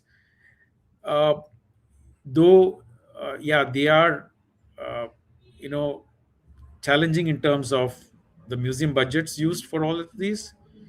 But in terms of interpretation, in terms of experience, in terms of post museum visit engagements, they form a very convenient layer online for people to interact. So we believe most museums, when they visit, there should be a default virtual museum of that space, of that museum, so that people can experience the museum before they come, and post visiting the museum there should be an opportunity for them to interact, also dissipate all information through social media channels, and also help in ensuring regular traffic, sustenance of the museum. I'm sure during times of COVID, most museums had challenges because they had to be shut down, and they had to ensure that they remain relevant. So I think technology can play a major role in addressing these challenges. Next slide, please. So beyond galleries, this is again, uh, you talk about learning labs. You could have, especially for science museums, this is pretty useful. When you talk about nanotechnology, it's a very evolving field, or artificial intelligence or robotics. So how do we create small labs which help in continuing your experience, or help in continuing your knowledge gained in your museum experience, enable mentors for people to actually engage and interact with experts, subject matter experts. So these platforms can be very useful, and these can make museums more relevant and more meaningful to a larger audience. Co-creation zone. So we were talking about,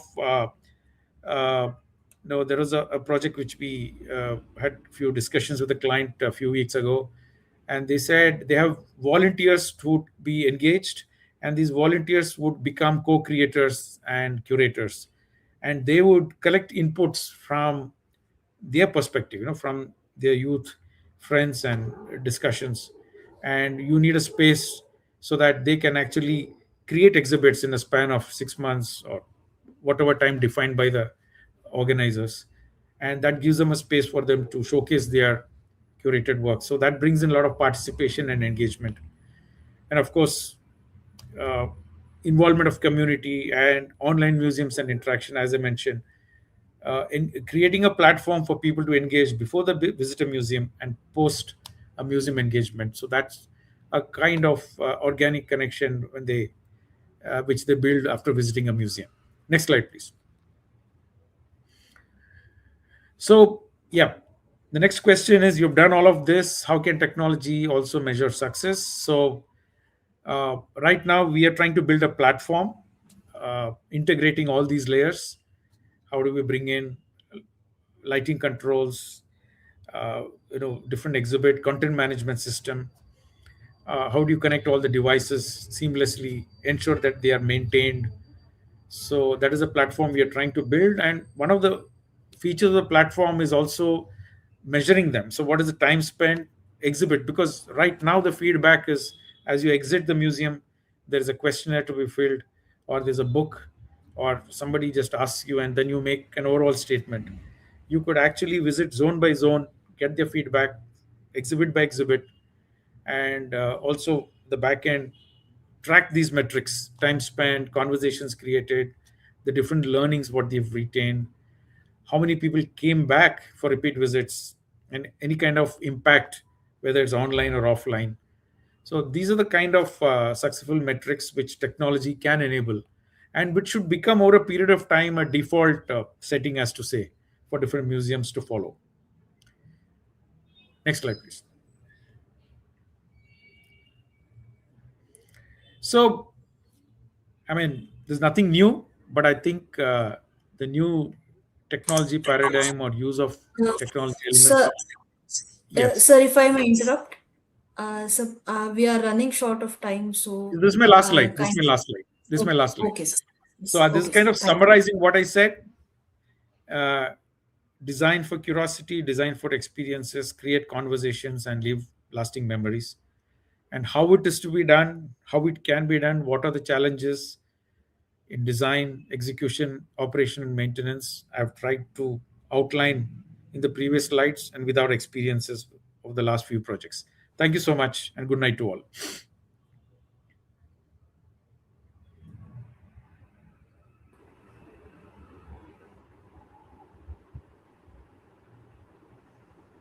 Thank you so much, sir, for the fascinating and insightful presentation. It was really very enlightening. Thanks a lot, sir. Through your talk focusing on design, interpretation, emotion, memory, you have demonstrated how thoughtfully designed exhibitions transcend the physical display of the objects. Uh, the remarkable range of projects you shared has shown us how technology, interpretation, and creative design can come together to transform museum spaces into immersive and memorable experiences. We sincerely thank you for sharing your rich professional experience with all of us this evening.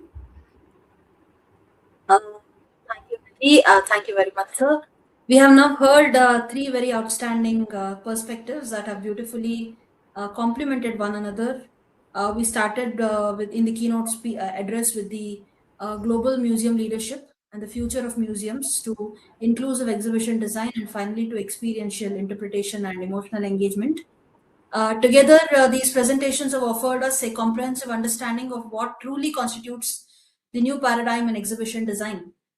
So before we invite the questions from the audience, we would like to request each of our distinguished speakers to offer a few concluding remarks, their reflections on today's discussions. So I would like to start with Dr. George Jacob, sir, the keynote speaker of today's webinar. A lot of this is just common knowledge, but my only piece of advice would be that one shouldn't overthink design. There's a tendency to overthink and theorize a lot in design, and sometimes the end result doesn't really jive in proportion with the amount of thought that has gone into it. So keep the thinking process clear, original, not formulaic. Not everybody has to have projection mapping, or not every exhibit experience has to have a certain degree of interactivity for inclusivity and so on. So keeping an open mind and exploring new approaches that have not been tried before would be key to keeping the yardstick a little bit more authentic. India is embarking on Yuge Yugin Bharat, which is touted to be the world's biggest museum project. The Lothal project, the Maritime History Museum, is also significantly large. But my advice there would be that in terms of the exhibit experience, one doesn't really have to follow a Western construct of 5 or 6 different categories of interactives, scenic, tech-based, projection mapping-based. There are other ways to tell a story outside the box. And the more one explores that in sync with India's own vernacular, the more authentic and more genuine and more impactful the exhibit experiences would be. So with that, I would end my comments. But thank you very, very much for having me on today as a keynote. And I'm sure the enlightened members on the panel would have their own opinions about the future of exhibit design and the new paradigms it faces. Thank you. Thank you very much, sir. It has been a great pleasure to have you on our platform today. I would now ask Professor Tanishka to give her concluding remarks.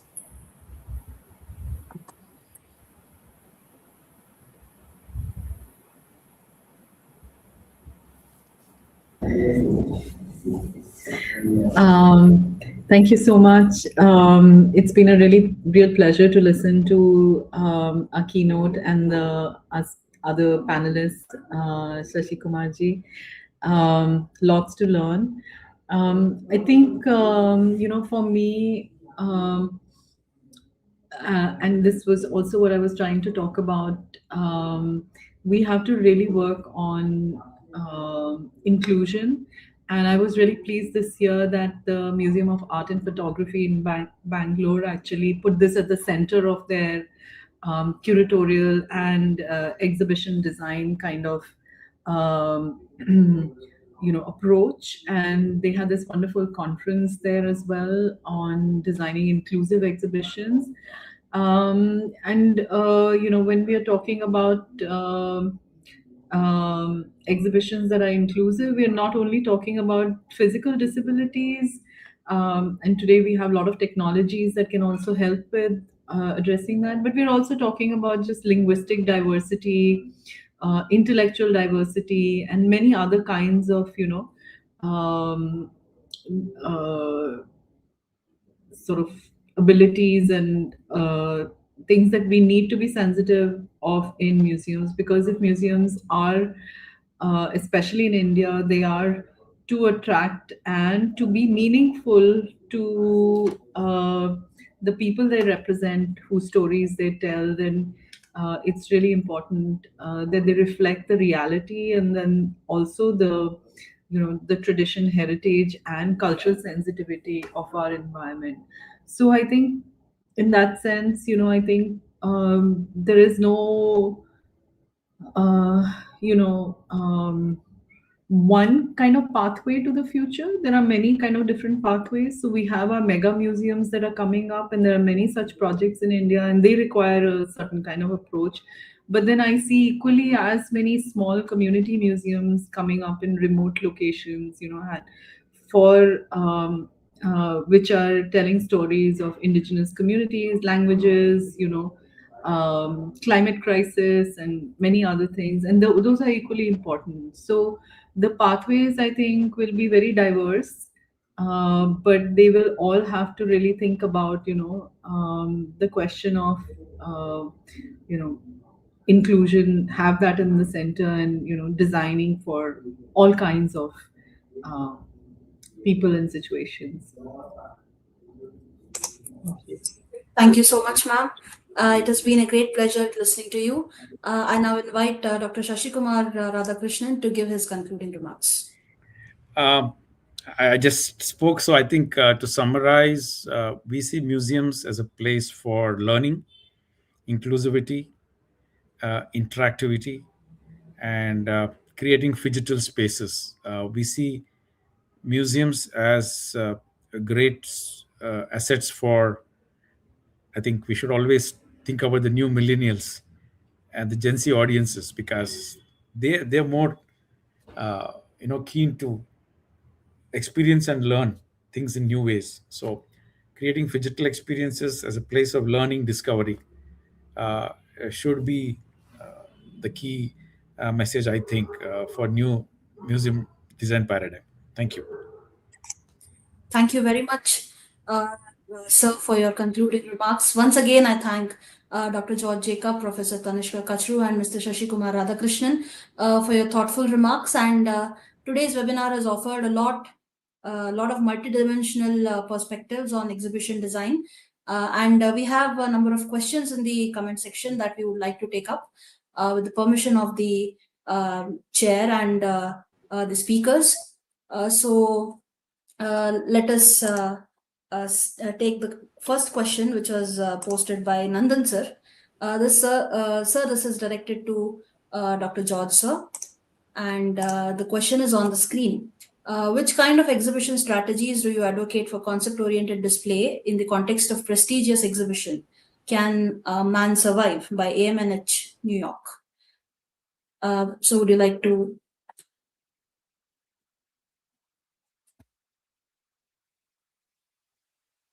Sir, you are on mute.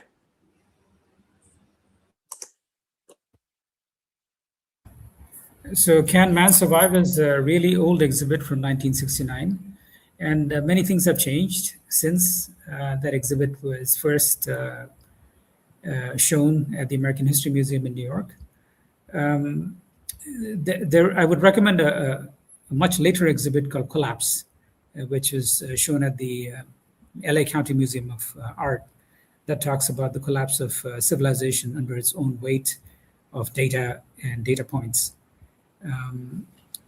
I think the crux is, as I mentioned, attention.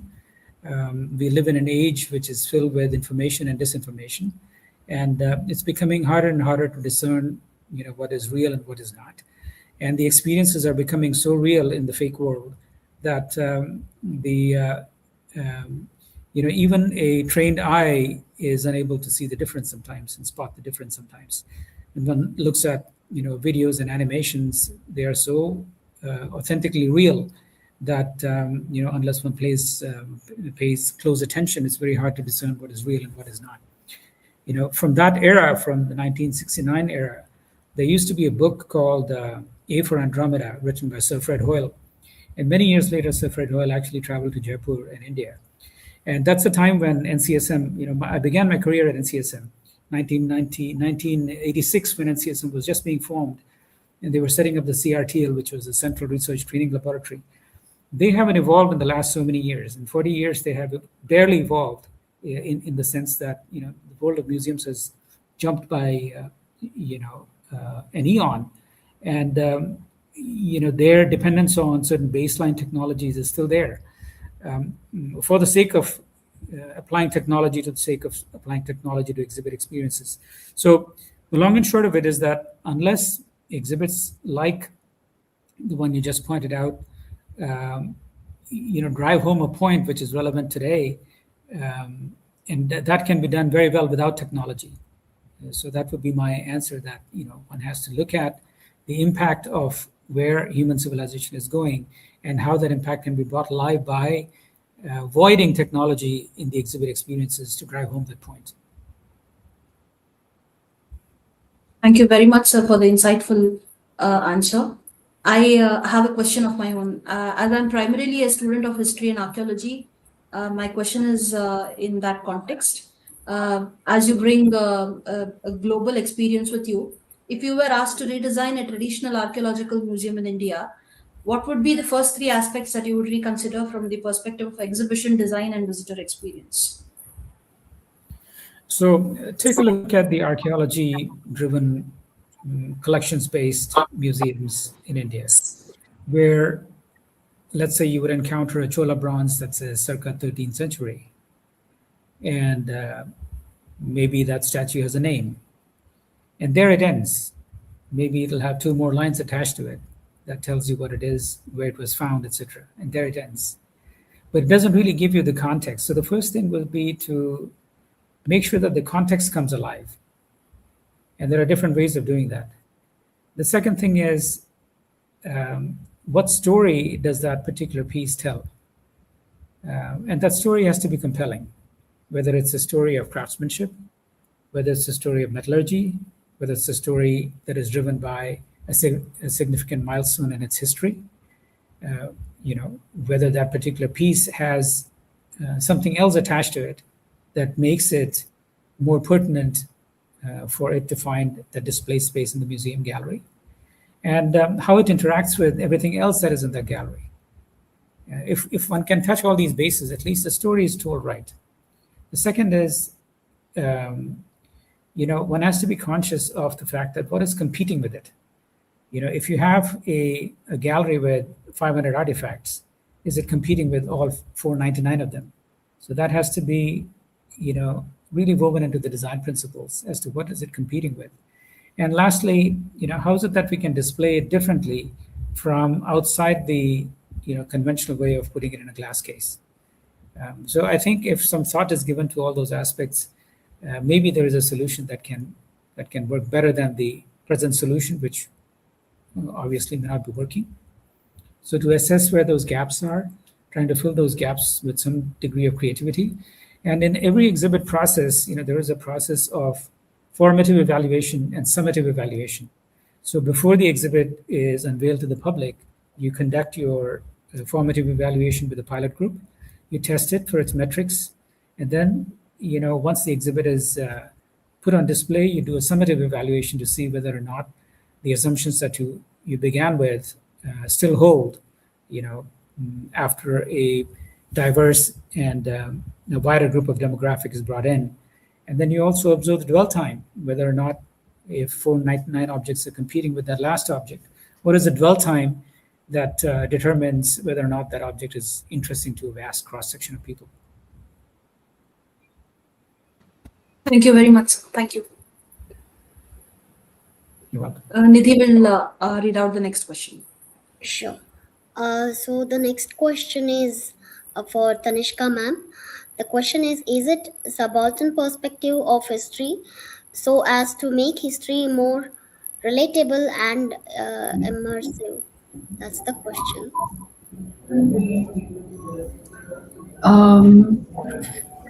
Okay. So I guess the way that I'm interpreting this question is that, what is the voice that the exhibition has, or how does the exhibition designer kind of also give font to that voice? I find that a lot of museums, especially museums that deal with biographical histories, and I was looking at a lot of them while working on the Vivekananda Museum, they are narrated from almost like this kind of very one I think people try to have a sort of objectivity within the narrative, and so it's almost like a voice of God that is telling you the story, and I feel that doesn't kind of engage people as much as if you use real voices of people who have either witnessed or lived through those histories, or those who are part of that context and that experience and have a living and have a memory, or something that's passed on from those histories. So, so therefore having sort of a kind of a voice that allows people to see themselves within the story, I think is really, really important. And uh, that's what I was sort of, trying to talk about. I hope that answers the question. Thank you, ma'am. Yes, ma'am. And Gauriji had written when you were talking about the usability of the design that she agrees with you, and that just design and technology on their own do not make any sense. Thank you.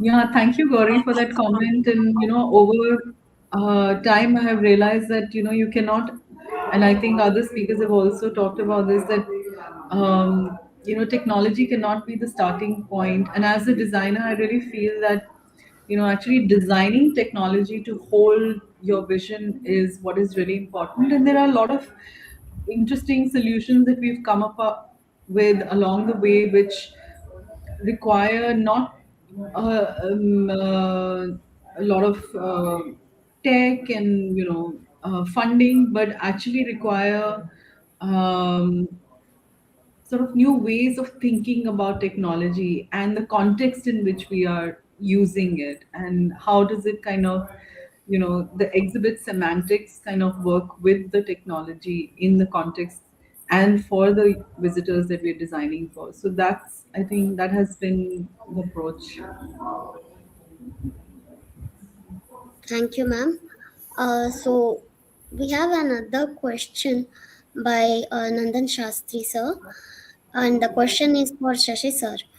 Having worked with the EDC for over 3 years, may I ask you how to meet challenges of shortage of semiconductors in Indian market? That is the question. I'm definitely not a semiconductor technologist. Uh, but having said that, yes, there has been post COVID some challenges uh, for projectors and some high-end holographic devices when we have shortage of these parts and components. Uh, but I guess it's out of our control and it's part of the global supply chain. So I think I'll rest my case at that. Thank you, sir. So we have an observation. This looks to be more than a question. Uh, while designing exhibits and exhibition in the Indian ambience, keeping in view the available technologies and the access of them to the visitors, a balance is needed in technologies and exhibits. I think that's So an there is one question that is also on the similar along the same lines. okay. Many museums want to create interactive digital experience, but often face financial and technical constraints, especially in what we know about in India. Can meaningful interactive exhibits still be created with modest resources? And if so, what should museums prioritize in that? How they should balance between technology and the exhibit.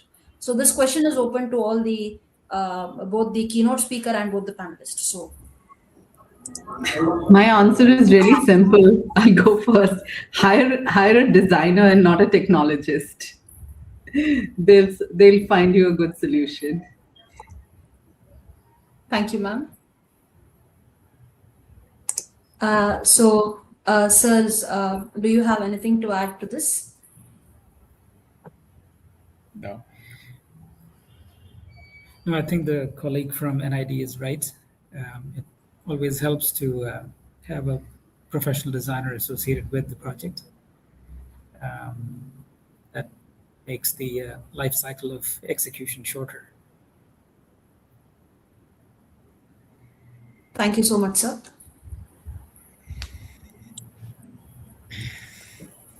So there is another question Any suggestions on creating a biographical museum of a person which can be made more popular among people? So there are a number of biographical museums that are coming up in different parts of the world. Those who are successful as industrialists, those who are inspiring, towering figures like Nelson Mandela. There are lots of museums that bring the story of an individual and that individual's influence alive through different ways. And the institutions that are successful are those that are anecdotal, and then the institutions that focus a little bit more on not the person but the persona, in that sense that what was driving that person to achieve greater heights, to do greater good. So that I think if one can bring out that drive more than an individual, uh, you know, enabling that drive, sometimes that formula is received better by a wider audience. Thank you, sir. So we are taking the last question of the session. And the question is, Indian independence movement led by elite class, the tribal perspective, their views are often not represented. What is the scope museums in this regard? It's a general question for all the speakers, including the keynote speaker. So I'll share a few comments. The schedule of the constitution that focuses on Adivasis, primarily in that first schedule, it left out the Adivasis from the south of this country. And it was, even in the subsequent amendments, it did not include all the tribes from the south of India. And but that being said, the government of India has plans of establishing 10 Adivasi museums. And there is a budget allocation for each of those. And I think 3 of them are one of them is complete, 2 of them are in the stages of completion, and 7 of them are in initial stages of planning and design. So there are attempts being made to address the gap. These are living cultures, and there is a certain sensitivity required in terms of appreciating their angst, their social position, their hunting and fishing rights, and their natural resource claims. I think if those aspects are addressed carefully and the story is woven with sensitivity, it could be an amazing sort of backbone to the indigenous cultures of the Indian subcontinent.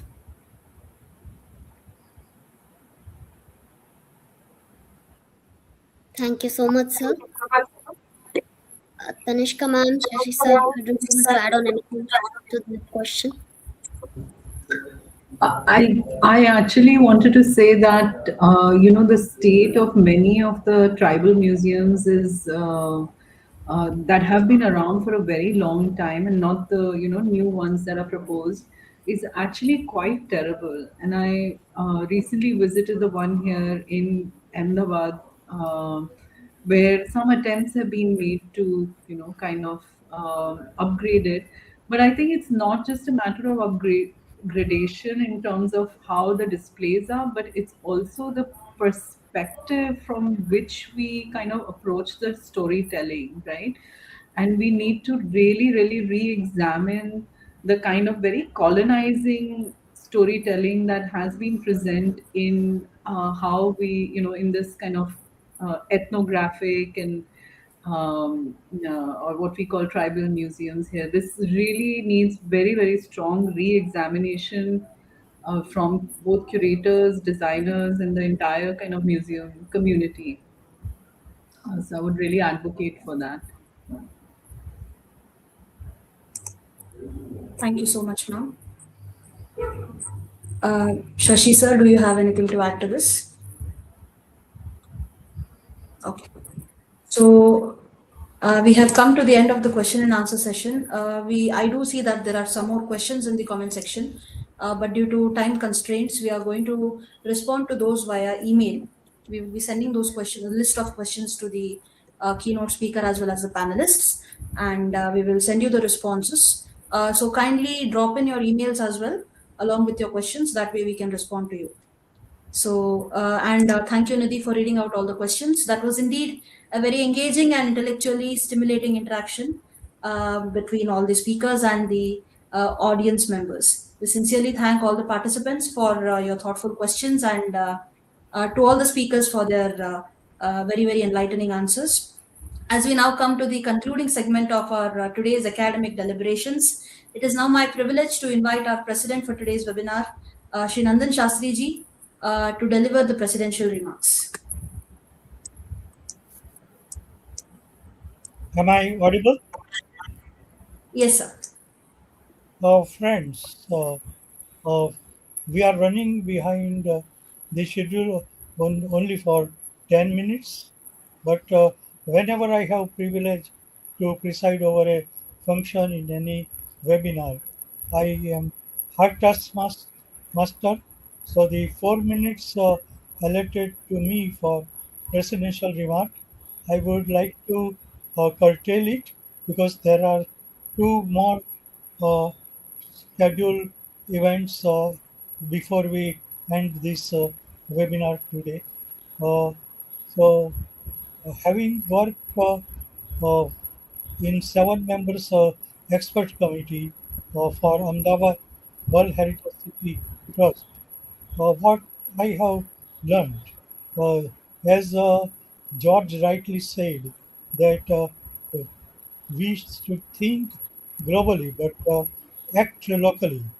Uh, in this scenario, uh, during my tenure at Ahmedabad World Heritage City Trust, what I have learned that we, if we examine the Mahajans of Ahmedabad, uh, for the storyline while preparing the exhibition designed for a city museum of Ahmedabad.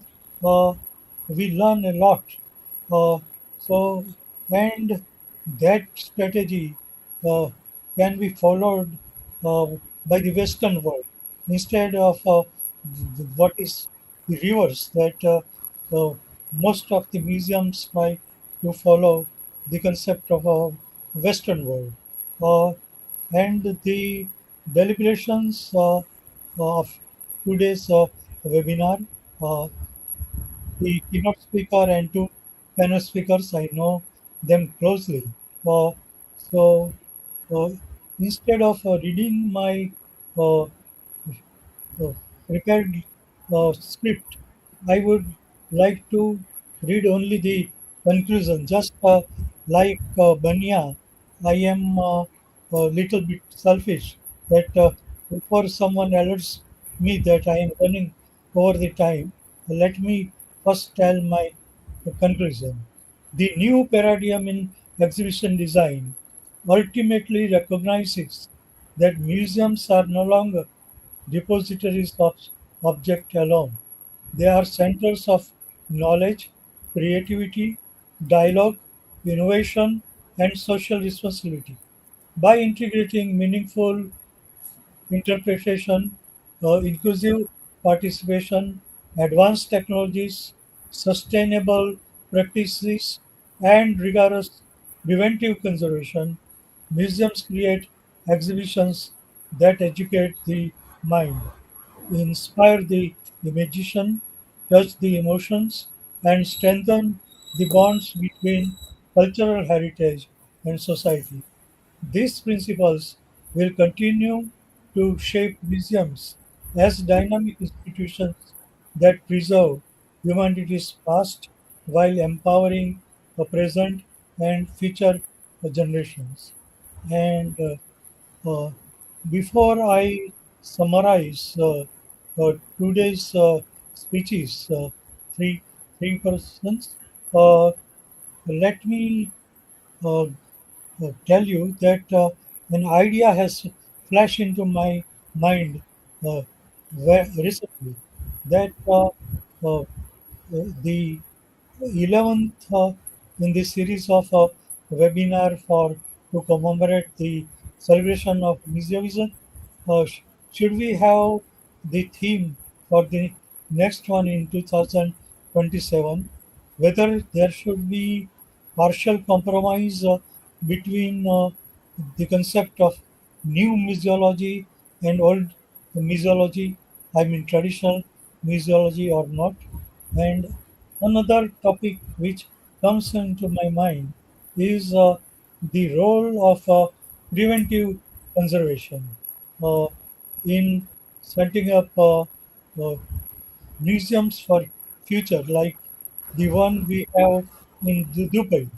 So, especially city museums should not reflect only the past of the city and the current scenario, but for example, in case of Bengaluru, if there is a city museum here, uh, it should explore and highlight and communicate to the visitors that how after 50 years Bengaluru will look like with the advancement of technology. So uh, uh, we must ponder over such things, and I am sure that all the learned speakers have very brilliant ideas, and uh, in this context, uh, if we also plan uh, to publish the proceeding of the deliberations if our budget allows. I think today's webinar is so much fruitful for museum professionals, not only here in India but globally. That uh, at least if we can prepare PDF file or the detailed report of the today's webinar, I think it will be of immense help, especially to the budding professionals uh, globally. So these are my some thoughts, and I thank the coordinator, my dear friend Siddhana Gaudarji, to uh, propose my name to preside over as as a uh, president and give a presidential remark. Uh, Astu, thank you very much to all. Thank you.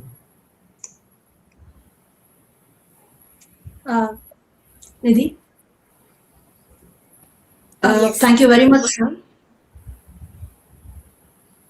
So, Uh, so now to yeah. celebrate So, the yes. 10th anniversary of the Museovision, uh, we will just recite Yeah. a birthday song. Before you do that, so today marks the 10th foundation year of Museovision, a remarkable milestone in the journey of the organization.